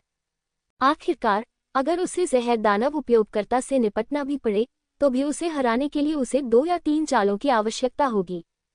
यदि आप मारना चाहते हैं तो 10 चालों के बिना यह असंभव है। क्या इसका मतलब यह नहीं है कि लिंगजियो उससे अधिक शक्तिशाली है? इसके अलावा, जहर दानव पूरी तरह से खून में पिघल गया था। उसने इस भयानक क्षमता के बारे में सुना था, लेकिन इसे पहले कभी नहीं देखा था। यह विचार बहुत कठिन है। तुरंत 8 दरवाजे वाले रक्त दुष्ट दल का गठन करो। मैं उससे व्यक्तिगत रूप से निपटूंगा। क्योंकि रक्त दानव दूत पर्याप्त आश्वस्त नहीं था, वह जानता था कि उसे लिंगजियो की ताकत को कमजोर करने के लिए 8 संप्रदाय रक्त दानव गठन का उपयोग करना होगा। इस तरह, इससे निपटना आसान हो जाएगा। उनके 8 द्वार वाले रक्त बुराई स्वरूप का अनगिनत बार अभ्यास किया गया होगा, इसलिए उन्होंने इसे बहुत जल्दी स्थापित कर लिया। ये सब लगभग तुरंत ही हो गया। मारना। रक्त दानव उपयोगकर्ता गुस्से से दहाड़ा और उसके शरीर में आभा पूरी तरह से फट गई, जिससे उसके पीछे एक बड़ी छाया बन गई। ये प्रेत राक्षस दुनिया के किसी पिशाच जैसा दिखता है, लेकिन ये बेहद खास है। पिशाच दानव की अत्यंत शक्तिशाली दुष्ट आभा थी। उसका चेहरा सफेद और नुकीले दांत वाला था, तथा उसके पीछे काले मांस के पंखों की एक जोड़ी थी, एक विशाल चमगादड़ की तरह। जैसे ही आत्मा ने आकार लिया, रक्त दानव उपयोगकर्ता ने एक कदम आगे बढ़ाया और फिर लिंगजियो के सिर के ऊपर हथेली से प्रहार किया। उस क्षण आकाश और पृथ्वी हिल गए और आकाश चीख उठा। ऐसा लग रहा था मानो धरती फट गई हो। खूनी दुष्ट हथेली। रक्त दानव ने लिंगजियो की ओर अपनी हथेली थपथपाई और एक पल के लिए पूरा स्थान अत्यंत रक्तरंजित आभा से भर गया। रक्त दानव ने लिंगजियो पर हमला करने के लिए रक्त दुष्ट हथेली का इस्तेमाल किया। उस समय आसपास की हवा पूरी तरह से लाल हो गई थी। ऐसा लग रहा था जैसे यह आदमी पूरी दुनिया को अपने खून की दुष्ट दुनिया में बदलना चाहता है। इसी समय दानव छाया संप्रदाय के अन्य स्वामियों ने 8 द्वार रक्त दुष्ट संरचना का संचालन शुरू कर दिया था। उन्होंने कई गठन झंडे प्रकट किए। गठन झंडों पर कई अजीब प्रतीक और भयानक पैटर्न थे। पिशाच, रक्त दैत्य, जोंक राक्षस, मच्छर राक्षस। जब गठन के झंडे फहराए गए, तो उन्होंने एक मजबूत रक्त रंग की आभा जारी की। जब तक आप सांस लेते हैं, आप खूनी गंध महसूस कर सकते हैं, जो बहुत ही उल्टी है। और ये रक्त ऊर्जाएं मिलकर एक विशाल रक्त बुराई अवरोध का निर्माण करती हैं। लगभग पूरा ज़िक्सियन महल इससे ढका हुआ था। उस क्षण ज़िक्सियन पैलेस के सभी पौधे तुरंत मुरझा गए, मानो सारा रस संरचना द्वारा अवशोषित कर लिया गया हो, और जमीन के नीचे छिपे हुए बेचारे कीड़े मकोड़े और जानवर भी सूख गए। दृश्य बहुत अजीब था। ये दानव छाया संप्रदाय का बहुत शक्तिशाली गठन है, 8 द्वार रक्त दुष्ट गठन। इसके प्रभाव के अनुसार ये 10 निरपेक्ष संरचनाओं में रक्त परिवर्तन संरचना की तरह है, लेकिन थोड़ा अंतर है। रक्त परिवर्तन संरचना लोगों को मवाद और रक्त में बदल सकती है, लेकिन यह 8 द्वार रक्त दुष्ट संरचना लोगों को पूरी तरह से चूस सकती है। बोरिंग चाल, जियोजिन, बस उस स्थिति पर हमला करो और इस संरचना को तोड़ दो। लिंग जियाओ ने पहले ही 8 द्वार रक्त दुष्ट संरचना की कमजोरी देखी है, लेकिन वह ऐसा करने की योजना नहीं बना रहा है। वह रक्त दानव दूत के साथ एक बड़ी लड़ाई लड़ना चाहता है, जो साधना में उसकी सफलता के लिए अधिक अनुकूल होगा। जहां तक गठन को तोड़ने की बात है, तो ये जियोजिन के लिए पर्याप्त से अधिक है। जियोजिन ने सिर हिलाया और तुरंत हवा में उड़ गया। उसकी आकृति हवा में बढ़ती गई और एक विशाल सुनहरे कौवे में बदल गई, जिसने आकाश और सूर्य को ढक लिया, और ऐसा लग रहा था जैसे पूरे ज़िक्सियन महल को ढक लिया हो। इस समय लिंग जियो भी अपनी हथेलियों से रक्त दानव दूत से टकराया, और भयानक ऊर्जा ज़िक्सियन पैलेस में एक तूफान की तरह थी। इसके कारण कई इमारतें ढह गईं और दृश्य एक बार बहुत गंदा हो गया। जहां तक जियोजिन का प्रश्न है, स्वर्ण कौवे में रूपांतरित होने के बाद वह सीधे लिंग जियो द्वारा बताए गए स्थान पर पहुंचा और फिर अपने विशाल पंजे लहराते हुए उस ओर दौड़ा। ऐसा लग रहा था मानो कोई प्राचीन विशालकाय जानवर नश्वर संसार में उतर आया हो। जैसे ही जियोजिन के पंजे अचानक नीचे फट गए, उस समय 9 निचले पीले झरनों की भयावह सुनहरी रोशनी में अनगिनत संरचना झंडे तुरंत नष्ट हो गए। दानव छाया संप्रदाय के लगभग सभी स्वामी जिन्होंने 8 द्वार रक्त दुष्ट संरचना की व्यवस्था की थी, वे सभी उड़ गए और उनके मुंह से खून बहने लगा। ये कैसा राक्षस है, कैसी भयानक शक्ति है। दानव छाया संप्रदाय के सभी स्वामियों को अपने शरीर कांपते हुए महसूस हुए। उन्होंने ऐसा भयानक राक्षस कभी नहीं देखा था, जो किसी प्राचीन पशु जितना भयानक था। और ये वही चीजें थीं जो उन्होंने सप्ताह के दिनों में किताबों में देखी थीं। हालांकि डर निश्चित रूप से इससे कहीं अधिक था। जियोजिन ने अपने विशाल पंख फड़फड़ाए और एक सुनहरे सूरज की तरह हवा में तैरते हुए नीचे दानव छाया संप्रदाय के शिष्यों को उदासीनता से देख रहे थे। तुम सब मर जाओ, हमारे खिलाफ साजिश रचने का यही अंजाम होगा। जियोजिन का व्यक्तित्व मूल रूप से अधिक अकेला और उग्र है, जो उनके जीवन के अनुभव से संबंधित है। उसके परिवार को जब्त कर लिया गया और ज्यादातर लोगों को उसके सामने ही मार दिया गया। उन बड़े सिरों ने उसके स्वभाव को उत्तेजित कर दिया। तब से जियोजिन ने फैसला किया कि वह अब एक भोला व्यक्ति नहीं रहेगा। जो कोई भी उसे मारने आता, वह उसे मार डालता और कभी दया नहीं दिखाता। वह अपने रिश्तेदारों और दोस्तों को दूसरी बार अपने सामने मरते हुए नहीं देखना चाहता था। विशेषकर उनके आदरणीय बॉस, उन्हें नहीं मरना चाहिए।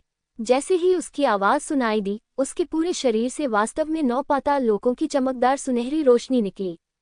इस सुनहरे प्रकाश में एक ठंडी और उदास सांस थी, मानो वह 9 पाताल लोकों से निकलकर आ रही हो। ऐसा लग रहा था जैसे यह अंडरवर्ल्ड का फैसला है।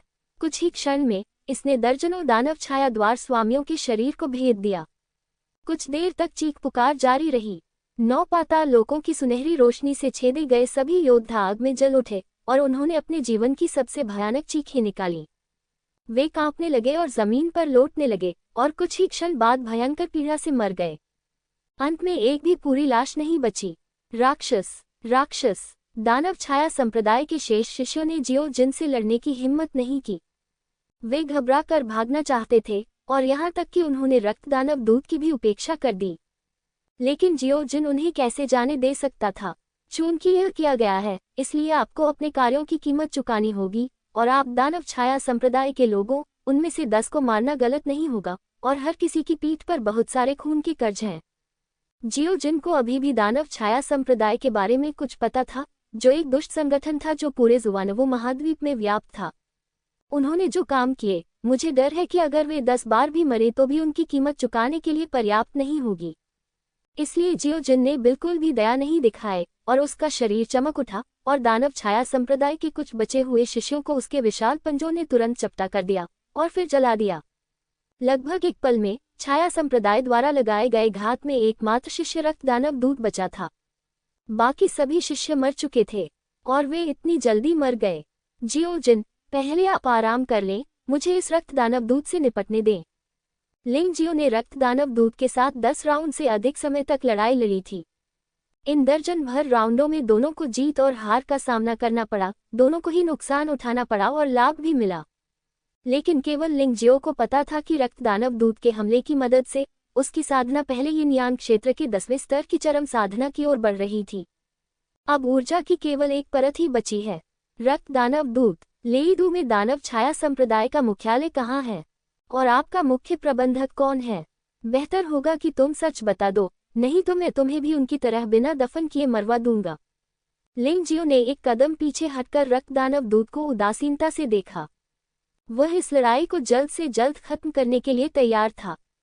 यद्यपि रक्त दानव दूत शक्तिशाली था, फिर भी जिस तरह से उसने अपनी साधना में सुधार किया उसमें एक बहुत बड़ी त्रुटि थी। तथाकथित प्रथम मोड़ यिन यांग क्षेत्र 11वीं परत नरक प्रारंभिक चरण साधना, वास्तव में युद्ध शक्ति साधारण प्रथम मोड़ 11वीं परत नरक प्रारंभिक चरण साधना से तुलनीय भी नहीं है। लिंग जियाओ ने इन लोगों को नीची नज़र से देखा, लेकिन दानव छाया संप्रदाय के लोगों को अपनी साधना में तेजी से सुधार करने का ये तरीका पसंद आया, भले ही खामियां बहुत गंभीर थीं। तुम इतने मजबूत कैसे हो गए? रक्त दानव दूत को विश्वास नहीं हो रहा था कि उसकी आंखों के सामने क्या हो रहा था। जानकारी के अनुसार ये लिंग जियो केवल प्रथम चरण का यिन यांग क्षेत्र 10वीं परत नरक मध्यावस्था साधक था, लेकिन उसकी युद्ध शक्ति इतनी प्रचंड कैसे हो सकती थी? उसके खिलाफ लड़ते हुए वह किसी भी तरह से कमतर नहीं था, और जो पालतू जानवर उसने पाला था वह इतना भयानक था कि उसने एक झटके में उसके सभी अधीनस्थों को मार डाला। और वह महसूस कर सकता था कि वह अजीब सुनहरी रोशनी ऐसी चीज थी जिसका सामना करने की हिम्मत वह भी कभी नहीं कर सकता था। मैं इतना मजबूत कैसे हो सकता हूँ? ये वो उत्तर नहीं है जो मैं पूछना चाहता हूँ। लिंग जियाओ ने उदासीनता से कहा, हम बहुत घमंडी मत बनो। मैं कम से कम पहले चरण का 11वें स्तर का नरक योद्धा हूँ और तुम केवल 10वें स्तर के नरक साधक हो। एक बड़ा क्षेत्र अंतर है। क्या तुम सच में सोचते हो कि मैं तुमसे डरूंगा? तुम मर जाओगे, आपका पालतू जानवर भी मर जाएगा, तुम सब मेरे हाथों मरोगे। खूनी मुट्ठी बिना दया के मार डालो। रक्त दानव उपयोगकर्ता एक आश्चर्यजनक दहाड़ के साथ फट गया और भारी मुट्ठी के साथ उसने लिंग जियो पर एक जबरदस्त बल की तरह हमला किया। रक्त दानव दूत के हमले का सामना करते हुए लिंग जियो तुरंत रक्त दानव ड्रैगन जानवर आत्मा में परिवर्तित हो गया। ये रक्त दानव अपनी स्वयं की साधना में सुधार करने के लिए दूसरों का खून चूसना पसंद करता है, इसलिए लिंग जियो अपना खून बहने देगा और मर जाएगा। राक्षसी ड्रैगन रक्त अभिशाप स्पष्टतः सबसे उपयुक्त चाल है। रूपांतरण के बाद लिंग जियो ने 8 अमर तलवार निकाली और उसका सामना किया। दोनों ने हवा में ही भीषण हमला शुरू कर दिया। 1 राउंड, 2 राउंड, 30 राउंड के बाद रक्त दानव उपयोगकर्ता पहले से ही निशानों से ढका हुआ था। यद्यपि ये निशान केवल सतही त्वचा की चोटें हैं, लेकिन वे रक्त दानव उपयोगकर्ता के कार्यों को बिल्कुल भी प्रभावित नहीं करते हैं। लेकिन केवल लिंग जियो ही जानता था कि यह जानबूझकर किया गया था और यह उसके हमले की एक प्रस्तावना मात्र थी। लेकिन रक्त दानव को यह बात स्पष्ट रूप से पता नहीं थी और उसे इन छोटे छोटे निशानों की जरा भी परवाह नहीं थी। इसके विपरीत, जितना अधिक वह लड़ता उतना ही अधिक उत्तेजित होता, क्योंकि उसके विचार में लिंग जियो के हताशापूर्ण हमलों से केवल मामूली क्षति ही हुई थी, तो फिर उसे और किस बात का डर था? जब रक्त दानव उपयोगकर्ता की आभा चरम स्तर पर पहुंच गई, तो उसने पूरी तरह से बचाव छोड़ दिया और पूरी तरह से हमले पर ध्यान केंद्रित किया। लिंग जियाओ ने कार्रवाई की। हेगेमोनिक रक्त दानव ड्रैगन रक्त अभिशाप। जिस क्षण राक्षसी ड्रैगन का रक्तशाप समाप्त हुआ, रक्त राक्षस उपयोगकर्ता को लगा कि कुछ गड़बड़ है। उसके शरीर में मौजूद रक्त उन मामूली घावों से तेजी से बह निकला। उस समय वह डर गया, उसका पूरा अस्तित्व भय से भर गया। पलायन। उस समय उसका एकमात्र विचार यही था, क्या आप बच सकते हैं? लिंग जियो ने उपहास किया और राक्षसी ड्रैगन रक्त अभिशाप का जाप करते हुए उसने एक हाथ से हवा में गोली चलाई। ये तुरंत ही विशाल हो गया और सीधे रक्त दानव उपयोगकर्ता की ओर बढ़ गया। ये कितना भयानक बड़ा हाथ है! सम्राट तियानहो की धरती की शक्ति उस पर बहती है, गड़गड़ाहट और बिजली की शक्ति उसमें कूदती है और लावा की शक्ति रक्त में बहती है। मुझे डर है कि दुनिया में शाही हथियार के स्तर से नीचे कोई भी जादुई हथियार इसकी तुलना नहीं कर सकता। ये कितना उत्तम हाथ है! ऐसा लगता है कि अब यह मनुष्यों का नहीं है। ये हाथ सघन ऊर्जा का सार है जिस पर जादुई शिलालेख बह रहे हैं, और यह प्राचीन काल के विस्मयकारी वातावरण से भरा हुआ है। चाहे कोई भी हो, वे लिंग जियाओ का हाथ देखकर निश्चित रूप से विस्मय में पड़ जाएंगे। कुछ मामलों में घुटने टेककर पूजा करना भी असंभव नहीं है। यह जुबानिकाए का हाथ है। यह मनुष्यों के राजा का हाथ है। ये तानाशाह का हाथ है। इससे रक्त दानव उपयोगकर्ता में लड़ने का साहस नहीं रह जाता, प्रतिरोध करना तो दूर की बात है। रक्त दानव उपयोगकर्ता ने इस हाथ को भयभीत होकर देखा और तुरंत उसे दबा दिया, जिससे उसका शरीर बिल्कुल भी हिलने में असमर्थ हो गया। सारी शक्ति एक क्षण में ही ठोस हो गई प्रतीत हुई। तुम अभ्यास के लिए दूसरों का खून पीते हो। आज मैं तुम्हारे शरीर का सारा खून बहाकर तुम्हें मरने दूंगा। इसे प्रतिशोध माना जा सकता है। लिंगजियो के हाथ में पकड़े जाने से रक्त दानव उपयोगकर्ता निराशा से भर गया। वह भयभीत होकर चिल्लाया, लिंगजियो, तुम मुझे नहीं मार सकते। मैं रक्त दानव उपयोग करता हूँ, 10 दानव उपयोगकर्ताओं में तीसरा। मैं स्वर्गीय थंडर सेना के जनरल जी ली का अधीनस्थ हूँ। तुम मुझे नहीं मार सकते। लिंगजियो ने कोई प्रतिक्रिया नहीं दी और राक्षसी ड्रैगन के रक्त अभिशाप का निरंतर जारी रहना उसके कहने का अर्थ दर्शाता था। भयानक चूषण बल ने लगातार रक्त दानव के शरीर से खून चूस लिया और रक्त दानव का शरीर धीरे धीरे पतला हो गया। वह जानता था कि वह जल्द ही सूख जाएगा और मम्मी में बदल जाएगा। नहीं, मैं मरना नहीं चाहता। आप मेरे साथ ऐसा व्यवहार नहीं कर सकते, नहीं। गोरफेन भयभीत होकर चिल्लाया। उसने वह सब कुछ चिल्लाकर कहा जो उसे नहीं कहना चाहिए था। मेरे छाया संप्रदाय का थंडर सिटी जनरल वेदी थंडर सिटी इंपीरियल सिटी के नीचे है। ओह, ये सुनकर लिंगजियो एक पल के लिए स्तब्ध रह गया। राक्षसी छाया संप्रदाय वास्तव में अपने काम में बहुत अच्छा है और उनके ठिकाने वास्तव में अप्रत्याशित स्थानों पर छिपे हुए हैं। कहा जाता है कि शाही शहर एक ऐसा स्थान है जहां कोई भी दुश्मन आसानी से प्रवेश नहीं कर सकता। जब तक परिधि पर रहने वाले सभी लोग नष्ट नहीं हो जाते, शाही शहर पूरी तरह सुरक्षित रहेगा। लेकिन अब ऐसा लगता है कि मामला ऐसा नहीं है। ऐसा प्रतीत होता है कि इस राक्षसी छाया संप्रदाय को राजा चेन के शाही परिवार द्वारा भी परिष्कृत किया गया है। मुझे छोड़ दो, मैंने तुम्हें सब कुछ बता दिया है, कृपया। रक्त दानव बुरी तरह चिल्लाया। यह मजेदार है। मैंने तुमसे कुछ भी कहने के लिए नहीं कहा, तुमने खुद ही कह दिया। लिंगजियो ने उपहास किया और राक्षस ड्रैगन के रक्त अभिशाप की शक्ति तुरंत बढ़ गई। रक्त दानव ने अंततः दुनिया का सबसे दुखद रोना छोड़ा और फिर उसका शरीर एक मुरझाए हुए मम्मी में बदल गया। रक्त दानव दूत के शरीर को नीचे फेंकते हुए लिंगजियो ने राजकुमार जिक्सियन की हवेली के भूमिगत महल में गठन खोला और फिर जियो जिन के साथ अंदर चला गया। प्रवेश करते ही राजकुमार जिक्सियन का महल भी तुरंत ढह गया और खंडहर में बदल गया। बेशक ये दूसरों को धोखा देने के लिए है। लिंगजियो का मानना था कि एक बार छाया संप्रदाय के लोग असफल हो गए तो शाही परिवार के लोग निश्चित रूप से कार्रवाई करेंगे। और जैसा कि उसने उम्मीद की थी, भूमिगत महल में प्रवेश करने की कुछ ही देर बाद जनरल किंग ली अपनी सेना के साथ आ गया। हालांकि तबाह हो चुके राजकुमार जिक्सियन के महल और झंडे पर लटकी हुई मम्मी को देखकर सभी के दिलों में एक भयानक ठंडक महसूस हुई। अरे यार, बहुत देर हो गई। जनरल किंग ले ने भौहें सिकुड़ी और फिर 100 सैनिकों को वहीं रहने और उस जगह को घेरना जारी रखने का आदेश दिया, जबकि बाकी लोग पूरे शहर में लिंगजियो की खोज करने के लिए उनके पीछे चले गए। जब वह लिंगजियो की खोज कर रहा था तो लिंगजियो ने पहले ही राजकुमार जिक्सियन के भवन में भूमिगत 9 पाताल लोक से स्वर्ण कौवे की बची हुई आत्मा को ढूंढ लिया था और जियोजिन को उसे निगलने के लिए कहा था। फिर दोनों ने वहां अभ्यास किया।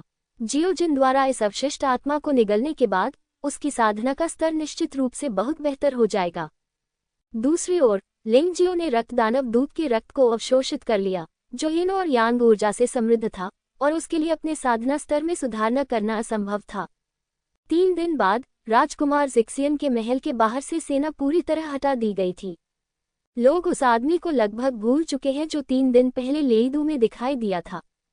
चूंकि राजपरिवार ने इस खबर को रोक दिया था, इसलिए लोगों को ये पता नहीं चल सका कि उस व्यक्ति ने क्या क्या विनाशकारी काम किए हैं। केवल ज्वालामुखी भवन में ही कुछ खबरें अभी भी प्रसारित हो रही हैं।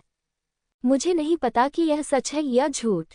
लाल सूरज एक भट्टी की तरह आकाश में उल्टा लटका हुआ था और चमकदार लपटें पूरे रहस्यमय क्षेत्र में बहते हुए सोने की तरह फैल रही थी। ज्वालामुखी भवन के बाहर कई लोग किसी बात पर चर्चा कर रहे थे। भाइयों, क्या तुम्हें अभी भी वह आदमी याद है जो 3 दिन पहले ज्वालामुखी टॉवर पर आया था और आग से बचने वाला ताबीज खरीदने से इनकार कर दिया था? जिस व्यक्ति ने प्रश्न पूछा था वह अग्नि से बचाव करने वाली ताबीज बेचने का काम करता था। ये व्यक्ति इस बात से बहुत दुखी था कि लिंगजियो आग से बचने वाले ताबीज का उपयोग किए बिना किसी चोट के ज्वालामुखी टॉवर में सफलतापूर्वक प्रवेश करने में सक्षम था। इसलिए जब वह बोलता था तो वह स्वाभाविक रूप से बहुत खुश होता था, क्योंकि वह शायद कुछ रहस्य जानता था। ऐसा कहा जाता था कि छाया संप्रदाय के लोग उस आदमी से निपटने जा रहे थे और वह शायद बहुत पहले ही मर चुका था। चून की शाही परिवार ने इस खबर को रोक दिया था, यहाँ तक कि होशान टॉवर को भी नहीं पता था कि लिंगजियो पर हमला करने गए सभी छाया संप्रदाय के स्वामी मारे गए थे। बेशक मुझे याद है, मैंने उस व्यक्ति को कई दिनों से नहीं देखा है। उसके बगल में किसी ने कहा, हे, मैं तुम्हें सच बताता हूँ, वह लड़का बहुत घमंडी था और उसने एक बड़े आदमी को नाराज कर दिया था। अब वह शायद इतना मर चुका है कि अब और नहीं मर सकता। अग्नि से बचाव करने वाले ताबीज बेचने वाले व्यक्ति ने व्यंग्यपूर्वक कहा, आप जानते हैं, उस बच्चे का यही भाग्य है। क्या वह मर गया है? कोई आश्चर्य नहीं, मैंने सुना है कि उस आदमी ने दूसरी मंजिल के मालिक को मुंह तक नहीं दिखाया। क्या वह मौत की तलाश में नहीं है? उसके बगल में खड़ा कोई व्यक्ति उपहासपूर्वक बोला, ये सही है, मैं ये भी नहीं जानना चाहता कि दूसरी मंजिल का मालिक कौन है। उसने मुझे अपमानित करने की हिम्मत की, वह मौत के लायक है। अग्नि से बचने वाले ताबीज बेचने वाले व्यक्ति ने उपहास किया, मैंने कैसे सुना कि वह लड़का लिंगजियाओ है जिसने 8वें राजकुमार और राजा जिक्सियन को मार डाला था। वह ज्वालामुखी की सबसे दुष्ट सूची में दूसरे स्थान पर है। हालांकि उसकी ताकत बहुत अच्छी नहीं है, लेकिन उसकी बदनामी शैतान के बाद दूसरे स्थान पर है। ड्रैगन पंथ का नेता, यहाँ फिर से मानवता है। इससे कोई फर्क नहीं पड़ता कि वह लिंगजियाओ है या बाईजियाओ, वह वैसे भी मर चुका है। अग्नि शरण स्थली के प्रभारी व्यक्ति ने घृणापूर्वक कहा। जैसे ही उसने बोलना समाप्त किया, किसी ने अचानक उसके कंधे पर थपथपाया। वह अधीरता से कोसने लगा, किस कमीने ने मेरे कंधे पर थपथपाने की हिम्मत की? अगर तुम्हें नहीं पता कि यह जगह कहाँ है। जैसे ही उसने ये शब्द कहे, उसने अचानक देखा कि उसके आसपास के लोग छिप गए हैं, मानो उन्होंने कोई भूत देख लिया हो। हर कोई उसके पीछे देख रहा था। उनके हाव भाव सचमुच ऐसे लग रहे थे जैसे दिन के उजाले में किसी दुष्ट आत्मा ने उन पर कब्जा कर लिया हो। चिंता मत करो, मैं तुम्हें चोट नहीं पहुंचाऊंगा। प्रभारी व्यक्ति ने सोचा कि ये लोग डरते हैं कि वह क्रोधित हो जाएगा, और वह काफी घमंडी था। नहीं, पीछे वाले आदमी को देखो, क्या ये वही युवक नहीं है जो 3 दिन पहले ज्वालामुखी टॉवर पर आया था? उसके कंधे पर बैठा सुनहरा पक्षी सचमुच बहुत आकर्षक है। अंततः किसी ने कांपते हुए प्रभारी व्यक्ति को सच्चाई बता दी। उसका पूरा शरीर कांप उठा और उसका शरीर अचानक अकड़ गया। वह कांपते हुए पीछे मुड़ा और देखा कि लिंगजियो वहां उदासीन खड़ा था। क्या तुम्हें इतना गर्व है? मैं मरने लायक हूँ, लिंगजियाओ ने आधी मुस्कान के साथ पूछा। इन 3 दिनों में लिंगजियो और जियो जिन की ताकत में काफी सुधार हुआ है। अंततः उनकी साधना यिन यान क्षेत्र में नरक के 10 स्तरों के शिखर तक पहुंच गई और वह देश की शीर्ष शक्ति के और करीब पहुंच रहे थे। जियाओ जिन की शक्ति में सुधार भी उतना ही भयानक है। वह पहले ही यिन यान क्षेत्र में नरक के 11वें स्तर के मध्य स्तरीय साधना स्तर तक पहुंच चुका है। 9 पाताल लोकों की सुनहरी रोशनी के साथ मिलकर जियाओजिन उन योद्धाओं को भी सिरदर्द दे सकती है जिन्होंने नरक के 11वें स्तर के अंत में साधना की है। प्रभारी व्यक्ति का चेहरा पीला पड़ गया, लेकिन जब उसने अपने पीछे स्थित शक्तिशाली ज्वालामुखी टॉवर के बारे में सोचा तो वह तुरंत फिर से घमंडी हो गया। तुम्हारा काम बिगड़ना लाजमी है। ये ज्वालामुखी बिल्डिंग है। हमारी बिल्डिंग के मालिक और दूसरी मंजिल के मालिक नरक के 11वें स्तर से आए ताकतवर लोग हैं। अगर तुम उन्हें नाराज करोगे तो तुम्हारे पास बचने का कोई रास्ता नहीं बचेगा। हाँ, लिंगजियो ने व्यंग्य किया और फिर प्रभारी व्यक्ति के चेहरे पर थप्पड़ मारा। ये थप्पड़ आपको हर मोड़ पर बकवास नहीं करने की याद दिलाता है। यदि तुम्हारा पाप मृत्यु के योग्य नहीं है तो मैं तुम्हें नहीं मारूंगा, परंतु तुम मृत्यु की इच्छा मत करो। बोलने के बाद वह सीधे ज्वालामुखी भवन की ओर चले गए। रुकना। प्रभारी व्यक्ति को लिंगजियो ने पीटा था, इसलिए वह स्वाभाविक रूप से बहुत क्रोधित था। हालांकि वह जानता था कि लिंगजियो शक्तिशाली था, लेकिन वह हार बर्दाश्त नहीं कर सकता था। हुओशुओ टॉवर के लोग हमेशा अपनी शक्ति दिखाने के आदी रहे हैं। इस थंडर सिटी में केवल 8 प्रमुख परिवार ही उन्हें अपमानित करने की हिम्मत रखते हैं। वे किसी और को गंभीरता से नहीं लेते। क्या आप सच में चाहते हैं कि मैं रुक जाऊं? लिंग जियो ने उस आदमी की ओर देखा, अपनी आंखें सिकुड़ते हुए पूछा, क्या तुम मरना चाहते हो? कृपया बहन, मैं तुम्हें मार डालूंगा। अग्नि से बचने वाले ताबीज का प्रभारी व्यक्ति क्रोधित हो गया और उसने लिंग जियो पर श्राप फेंक दिया। हालांकि अगले ही पल उसने अपनी छाती में एक बड़ा खूनी छेद पाया। भयानक आग से रक्तकुंड पूरी तरह जलकर राख हो गया तथा सभी आंतरिक अंग भी जल गए। जिस क्षण जीवन पूरी तरह समाप्त नहीं हुआ था, उसने अपने अंतिम शब्द छोड़े, तुम्हारी हिम्मत कैसे हुई मुझे मारने की? उद्धरण चिन्ह विस्मयादिबोधक चिन्ह। प्रभारी व्यक्ति के शरीर से पटाखों की तरह एक भयानक दहाड़ निकली। प्रभारी व्यक्ति के शरीर के टुकड़े ज्वालामुखी भवन के सामने बिखर गए। उस क्षण पूरी सड़क पर सन्नाटा छा गया। थोड़ी देर बाद अंततः विस्मयादिबोधक ध्वनि सुनाई दी, किसी को मारना। किसी ने ज्वालामुखी टॉवर के सामने किसी को मार डाला। इस पागल ने वास्तव में लेईदू शहर में लोगों को मारने की हिम्मत की, और जिन लोगों को उसने मारा वे होशान टॉवर के लोग थे। चाहे वह लिंग जियाओ हो या नहीं, वह मर चुका है। लेईगू ऐसे व्यक्ति के अस्तित्व को बर्दाश्त नहीं कर सकता। ये सही है, ऐसा मत कहो कि उसका साधना स्तर यिन यान क्षेत्र में नरक के 11वें स्तर तक पहुंचने के लिए पर्याप्त नहीं है। भले ही वह उस स्तर का था, उसे लेईदू में परेशानी नहीं पैदा करनी चाहिए थी। लेईदू वास्तव में ऐसी जगह नहीं थी जहां वह लापरवाही से परेशानी पैदा कर सके। मुझे डर है कि वह बस मरना चाहता है। बदला लेने के लिए वह अपनी जान जोखिम में डालेगा और होशो टॉवर में परेशानी पैदा करेगा। ऐसा ही होना चाहिए, लेकिन एक व्यक्ति द्वारा पूरे ज्वालामुखी टॉवर के खिलाफ लड़ना एक चट्टान पर अंडे को फेंकने जैसा है। ऐसा करना बहुत ही मूर्खतापूर्ण बात है। बेवकूफ़ी हो या नहीं, वह पहले से ही यहाँ है। ज्वालामुखी टॉवर के लोगों को पहले से ही इसके बारे में पता होना चाहिए। मुझे डर है कि आज देखने के लिए कुछ अच्छा होगा। लेईदू एक अंतर्राष्ट्रीय शहर है। कम से कम जुवानवो महाद्वीप के पश्चिमी क्षेत्र में लेईदू अभी भी एक बड़ा शहर है। यहाँ के ही देश के काफ़ी योद्धा हैं। इन लोगों में कई शक्तिशाली पुरुष हैं जो येन और यान क्षेत्र में नरक के 11वें स्तर तक पहुँच गए हैं। इनमें राक्षसी ड्रैगन पंथ के लोग और भी अधिक हैं। ये दिलचस्प है। मुझे उम्मीद नहीं थी कि इस बच्चे ने वास्तव में हमारे लिए कुछ ऐसा किया है जो हम डेमोनिक ड्रैगन पंथ में भी करने की हिम्मत नहीं कर पाए। यह एक अच्छा शो है। भीड़ में एक गुरु थे जिनका साधना स्तर यिन यान क्षेत्र में नरक के कम से कम 11वें स्तर के बराबर था। इस समय वह भीड़ में खड़ा था और लिंग जियो को दिलचस्पी से देख रहा था। दुश्मन का हमला। अचानक होशान टॉवर से एक आवाज आई। आवाज बहुत तेज और तीव्र थी तथा क्षण भर में ही पूरे ज्वालामुखी भवन में फैल गई। ज्वालामुखी टॉवर में अनगिनत स्वामी एक ही क्षण में बाहर निकल आए और हर एक की आंखें क्रोध से फटी हुई थी। किसी ने उनके ज्वालामुखी भवन में आकर परेशानी खड़ी करने की हिम्मत की। ये पूरी तरह से मौत की तलाश थी। तुम साहसी चोर हो, तुम पकड़े बिना होशान टॉवर में जंगली तरीके से भागने की हिम्मत करते हो, तुम वास्तव में मौत से नहीं डरते। यिन यान क्षेत्र में नरक के 10वें स्तर के अंतिम चरण तक पहुंच चुके योद्धाओं में से एक ने जोर से चिल्लाया। लिंग जियो ने उस आदमी को उदासीनता से देखा और फिर ठंडे स्वर में कहा, मैं जो खोज रहा हूं वह आपका होशान टॉवर है। 3 दिन पहले मैं होशान टॉवर आया और एक संदेश खरीदने के लिए 10 मिलियन निम्न श्रेणी के आध्यात्मिक पत्थरों की पूरी कीमत चुकाई। लेकिन आपके होशान भवन ने वास्तव में मुझे दानव छाया संप्रदाय के साथ धोखा दिया और दानव छाया संप्रदाय के रक्त दानव दूत और विष दानव दूत को मुझे परेशान करने के लिए आने दिया। परिणाम स्वरूप मैं लेईदू में लगभग मर गया। क्या आपको लगता है कि मुझे न्याय मांगने के लिए होशान टॉवर आना चाहिए? उसकी आवाज़ बहुत तेज तो नहीं थी, लेकिन बहुत गहरी थी और वहां मौजूद लगभग सभी लोग उसे साफ सुन सकते थे।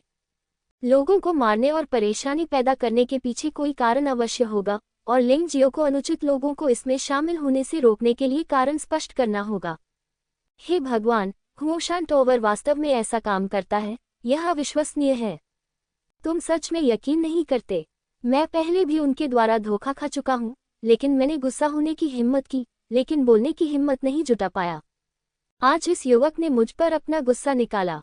भीड़ में वे लोग भी थे जिनके साथ होशान टॉवर ने साजिश रची थी। आक्रोश से भरे हुए उन्होंने अपने अनुभव बताए। कुछ समय के लिए ज्वालामुखी टॉवर की प्रतिष्ठा शौचालय की तरह गंदी और बदबूदार हो गई। मेरे प्रिय, मैंने सोचा था कि होशान टॉवर सबसे निष्पक्ष था और सत्ता के संघर्ष में शामिल नहीं हुआ। ऐसा लगता है कि हम बहुत भोले हैं। इसके बाद जो भी यहाँ आकर जानकारी खरीदने की हिम्मत करेगा, उसकी जान जा सकती है। भीड़ में जिन लोगों को इस उत्साह से कोई परेशानी नहीं थी, वे भी इसके बारे में बात करने लगे। तथाकथित कानून सभी को दोषी नहीं ठहराता। उनमें से बहुत से हैं, लेकिन वे इस बात से डरते नहीं हैं कि हुओशान टॉवर उनके साथ क्या करेगा। ये बकवास है, हमारा हुओशान टॉवर ऐसा कैसे कर सकता है? और छाया संप्रदाय के लोग हमसे कैसे संबंधित हैं? इसके अलावा आपने हमारे हुओशान टॉवर को पैसे का भुगतान किया, क्या आपके पास कोई सबूत है? ज्वालामुखी टॉवर में एक मास्टर चिल्लाया। तुम्हें सबूत चाहिए, है ना? लिंग जियाओ ने उपहास किया और सबके सामने वाउचर निकाला। ये दूसरी मंजिल के मालिक के लिए पैसे इकट्ठा करने का वाउचर था। ये प्रमाण पत्र ही सबूत है। हाँ, ये बिल्कुल हास्यास्पद है। जहाँ तक मुझे पता है, हमारे हुओशान टॉवर ने आपको जानकारी बेची है। आप खुद छाया संप्रदाय द्वारा साजिश रची गई थी, लेकिन आप हमें दोषी ठहरा रहे हैं। ये बहुत बेशर्मी है। चार्ज रसीद देखने के बाद भी हुओशान टॉवर के लोगों ने इसे स्वीकार करने से इनकार कर दिया। इसके बजाय उन्होंने शाप दिया, लड़के, मुझे लगता है कि तुम ही हो जो दानव छाया संप्रदाय से परेशानी पैदा करने आए हो। अगर मैं तुम्हें वैसे भी पकड़ लूं, तो तुम सच बता दोगे। हाँ, लिंग जियो बेतहाशा हंसा। चूंकि तुम इसे स्वीकार नहीं करना चाहते, तो कोई बात नहीं, मैं आज तुम्हें इसे स्वीकार करने पर मजबूर कर दूंगा। ज्वालामुखी टॉवर को नष्ट कर दिया जाए और आज थंडर सिटी से गायब हो जाए। ये कहने के बाद उसने अचानक सफेद जेड उड़ान ड्रैगन तलवार खींच ली और उसे बाहर निकाल दिया। तलवार की रोशनी उड़ रही थी, जैसे आसमान में एक सफेद ड्रैगन उड़ रहा हो, जैसे अंतराल से गुजरता एक सफेद घोड़ा। ये लगभग अपने चरम पर पहुंच रहा था। भयानक तलवार की ऊर्जा ने तुरंत ही शून्य को चीर दिया। दर्जनों तलवारों में बदल गई, अंतरिक्ष में यात्रा करते हुए शून्य को चीर दिया। वे महारथी जिन्होंने अनगिनत ज्वालामुखी टावरों पर वार किया। तस्क तस्क तस्क। कई भयानक तलवारों के प्रहार के बाद 7 या 8 लाशें जमीन पर पड़ी थीं, और उनमें से प्रत्येक के गले पर स्पष्ट तलवार का घाव था। जो लोग लिंग जियो को सबूत देना चाहते हैं और जो कहते हैं कि लिंग जियो बेशर्म है, वे और भी अधिक दुखी हैं। न केवल उसका गला रेत दिया गया, बल्कि उसकी जीभ भी काट दी गई। लिंग जियो का कोई दया दिखाने का इरादा नहीं था। तभी एक और अधिक भयानक हमला हुआ, और भयानक भूत ड्रैगन आसमान से गिरकर भीड़ में कूद गया। चीख पुकार मच गई और 1 दर्जन से ज्यादा लोगों को भूतिया अजगर ने निगल लिया। उनके शरीर सूख गए थे और उनकी मौत बेहद दर्दनाक थी। निश्चित रूप से ताकत में सुधार के बाद सिर्फ घोस्ट स्लेइंग ड्रैगन चाल, जो एक शीर्ष स्तरीय जेड मार्शल कौशल है, बहुत शक्तिशाली हो गई है। लिंग जियाओ हल्का सा मुस्कुराया। निम्न स्तरीय मार्शल आर्ट बेकार नहीं है। वे कचरा साफ करने के लिए बहुत उपयोगी हैं, और वे आंतरिक ऊर्जा भी बचाते हैं। अरे कमीने, रुकना मत। अचानक आसमान से आग का एक गोला गिरा, जिसने लिंग जियो को हमला जारी रखने से रोक दिया। लपटी लिंग जियो के सामने जल उठी, जिससे जमीन में एक बड़ा छेद हो गया। तुरंत ही 2 आकृतियां तेजी से आईं। इन 2 लोगों में से एक दूसरी मंजिल का मालिक है और दूसरा इमारत का मालिक है।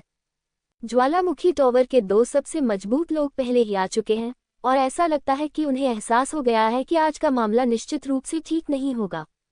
इस मामले में एकमात्र विकल्प लिंग जियो को मारने के लिए सेना में शामिल होना है। जब दूसरी मंजिल के मालिक ने लिंग जियो को देखा, तो उसकी अभिव्यक्ति अचानक बदल गई। उसके दिल में एक भूत था, लेकिन जब उसने देखा कि लिंग जियो मरा नहीं है, तो वह बोल पड़ा, तुम कैसे नहीं मरे? तुम मरे नहीं हो। क्या ये हो सकता है कि रक्तदानव का बूढ़ा आदमी मर गया है? यह असंभव है। तुम उसे कैसे मार सकते हो? इस समय उसे एहसास हुआ कि उसने सारी बात उगल दी है, और उसने जल्दी से अपना मुंह बंद कर लिया। इमारत का मालिक काफी चालाक था और उसने ठंडे लहजे में कहा, तुमने लेइदू में सभी जीवित प्राणियों को मारने और निर्दोष लोगों को नुकसान पहुंचाने की हिम्मत की। तुम निश्चित रूप से लिंग जियो नाम का शैतान हो, जो ज्वालामुखियों की सबसे बुरी सूची में दूसरे स्थान पर है। इनाम पहले स्थान पर है। राजपरिवार द्वारा आपको दिया गया इनाम सभी को भावुक कर देता है। क्या वह लिंग जियाओ है? यह असंभव है। वह लिंग जियाओ से बिल्कुल अलग दिखता है। ये सही है, भले ही यह एक छद्म तकनीक है, लेकिन यह आपके शरीर को बदल नहीं पाएगी। इसके अलावा उसकी मार्शल आर्ट लिंग जियाओ से अलग है। वे बहुत शक्तिशाली हैं। हुओशान बिल्डिंग के मास्टर, कोई भी आपकी बात पर विश्वास नहीं करता। लिंग जियाओ ने उपहास किया। वह अभी भी बहुत शांत है। इस समय यदि वह स्वीकार करता है कि वह लिंग जियो है, तो उसे निश्चित रूप से भारी परेशानियों का सामना करना पड़ेगा और होशान टॉवर का सफाया करना असंभव होगा। वे जल्दी ही विश्वास कर लेंगे। अगर मैं तुम्हें मार दूं तो भले ही तुम अपना रूप बदलने के लिए कोई जादू कर लो, तुम तुरंत ठीक हो जाओगे। इमारत के मालिक ने ठंडी सांस ली और भयानक आभा पूरी तरह से मुक्त हो गई। वह एक योद्धा निकला जो येन और यान क्षेत्र में नरक के 11वें स्तर के मध्य चरण में पहुंच गया था। इस आदमी की ताकत सचमुच प्रभावशाली है। बहुत बढ़िया, मुझे ऐसे लोग पसंद हैं जो इतने सीधे सादे हों।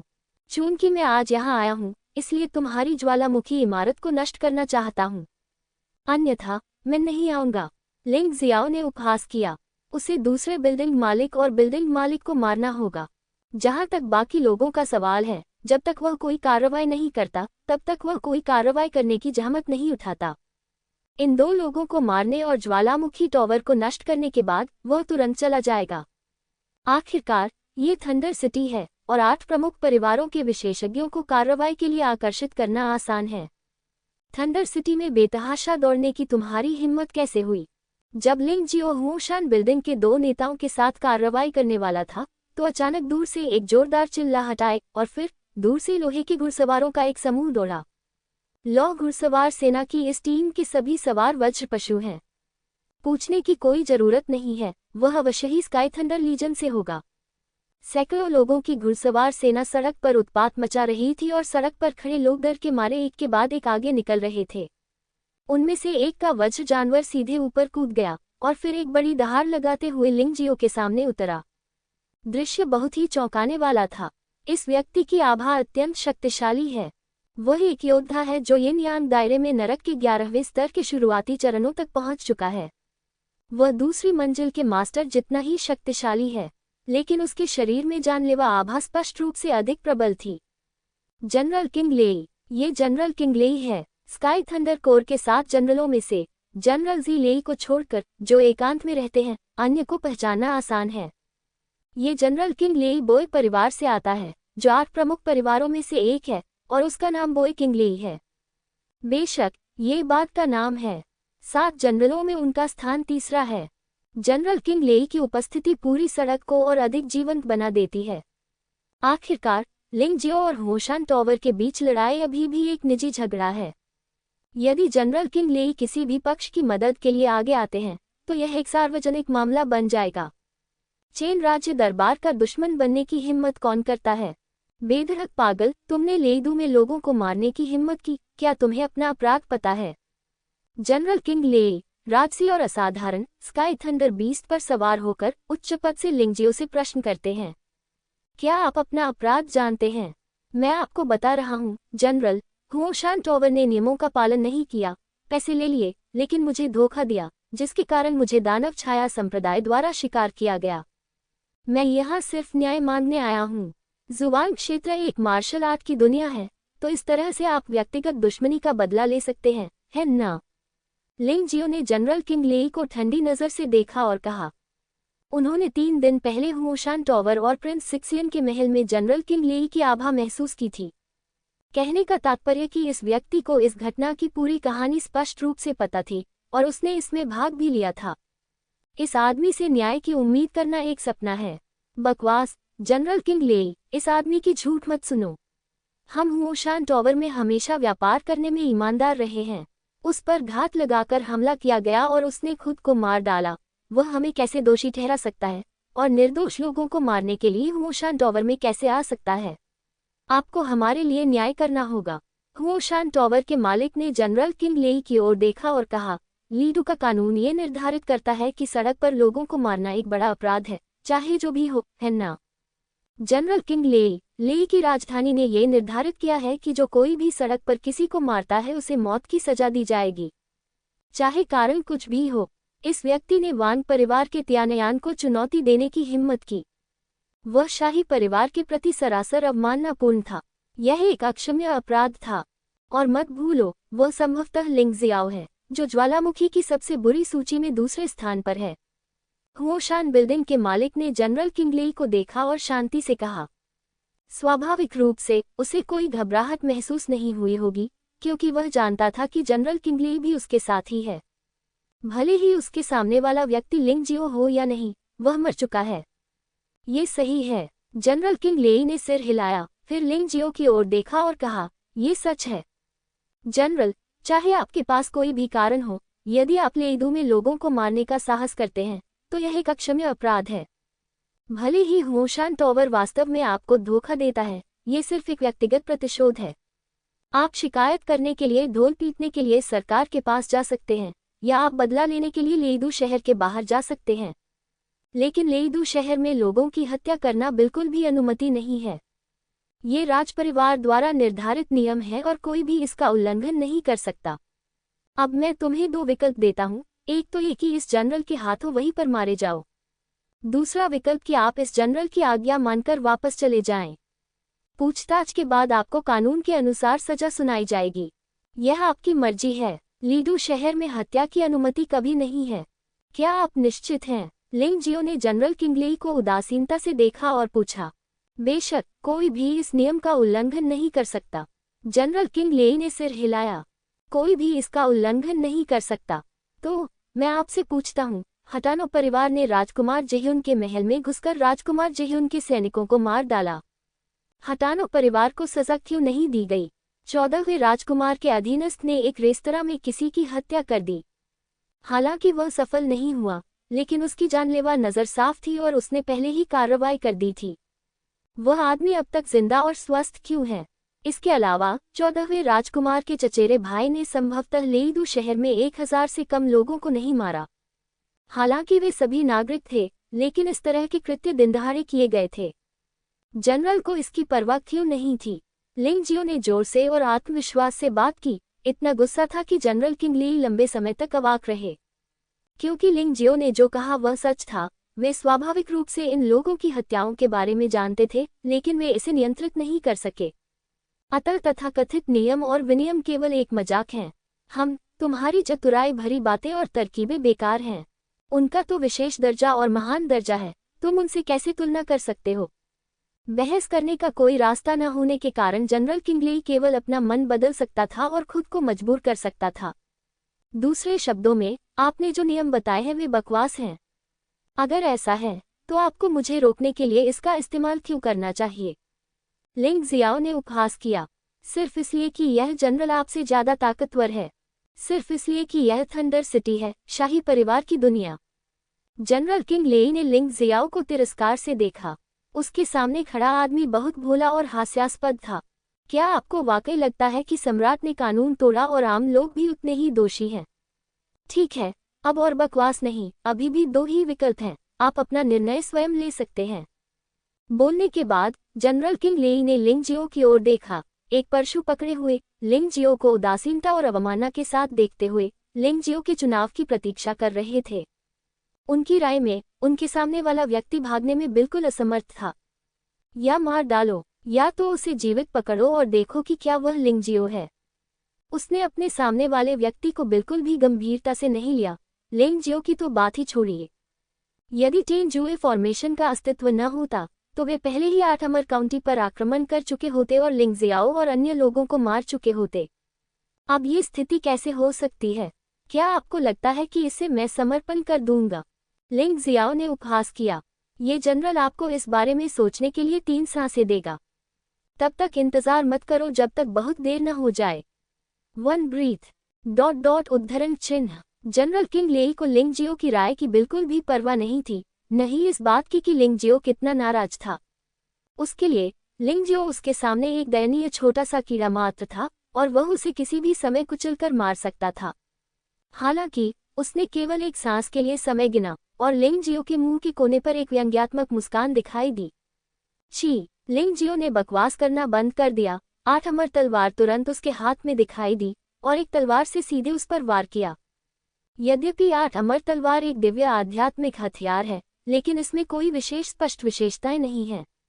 इसके अलावा लिंग जियो ने केवल एक पुरुष तलवार निकाली थी, इसलिए न तो जनरल किंगलेई और न ही हुओशुओ टॉवर के लोगों ने देखा कि इस तलवार में क्या खास था।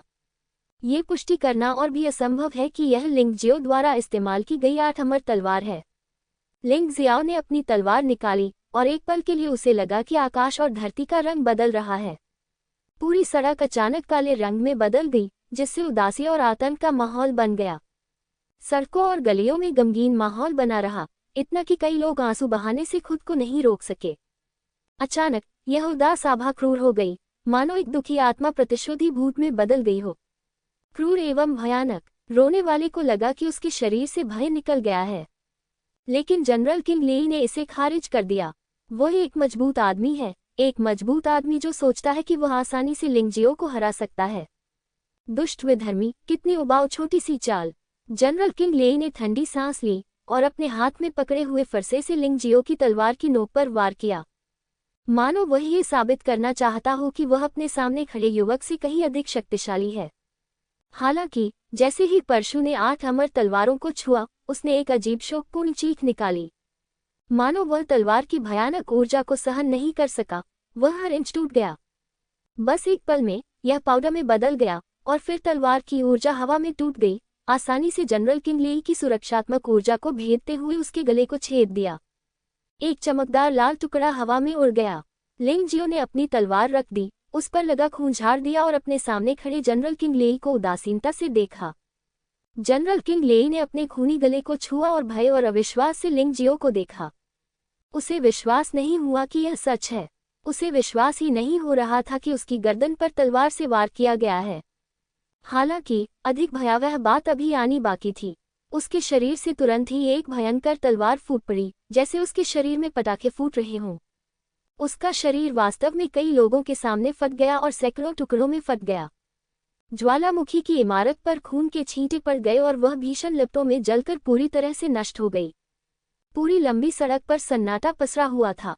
क्या तुम्हें लगता है कि तुम अपनी ताकत का प्रदर्शन कर सकते हो और दूसरों को धमका सकते हो, सिर्फ इसलिए कि तुम शाही परिवार के कुत्ते हो? मैं आपसे तर्क और कानून के बारे में बात कर रहा हूं, क्योंकि मैं नहीं चाहता कि दूसरे लोग ये सोचें कि मैं अनुचित व्यवहार कर रहा हूं। मैं चाहता हूं कि मरने पर तुम्हें सच्चाई पता चले। क्या आप सोचते हैं कि यिन यांग क्षेत्र में नरक के 11वें स्तर के प्रारंभिक चरण तक पहुंचने के बाद आप अजेय हैं? क्या आपको लगता है कि आप लेईदू में जो चाहे कर सकते हैं? मैं तुमसे कह रहा हूं, जनरल किंग लेई की तो बात ही छोड़ो, अगर जनरल जिले भी आ जाए तो मैं उसे मार डालूंगा। लिंगजियो ने 8 अमर तलवारें हटा दी, लेकिन उसके शरीर पर फैली भयानक हत्या की मंशा ने उसे युद्ध के मैदान से लौटने वाले एक जानवर हत्यारे की तरह बना दिया, जिससे अनगिनत लोग डर गए और आतंकित हो गए। जो दर्शक पहले उसके अपेक्षाकृत करीब थे, वे इस समय उससे दूर रहने लगे, क्योंकि उन्हें डर था कि कहीं वह क्रोध में आकर मारा न जाए। तियानली सेना के तीसरे रैंक के जनरल किंग लेई को बिना कुछ कहे सड़क पर मार दिया गया। और ये लेईदू में था। ये युवक कौन है? इसमें इतनी भयानक ताकत कैसे हो सकती है? उसमें इतना भयानक साहस कैसे हो सकता है?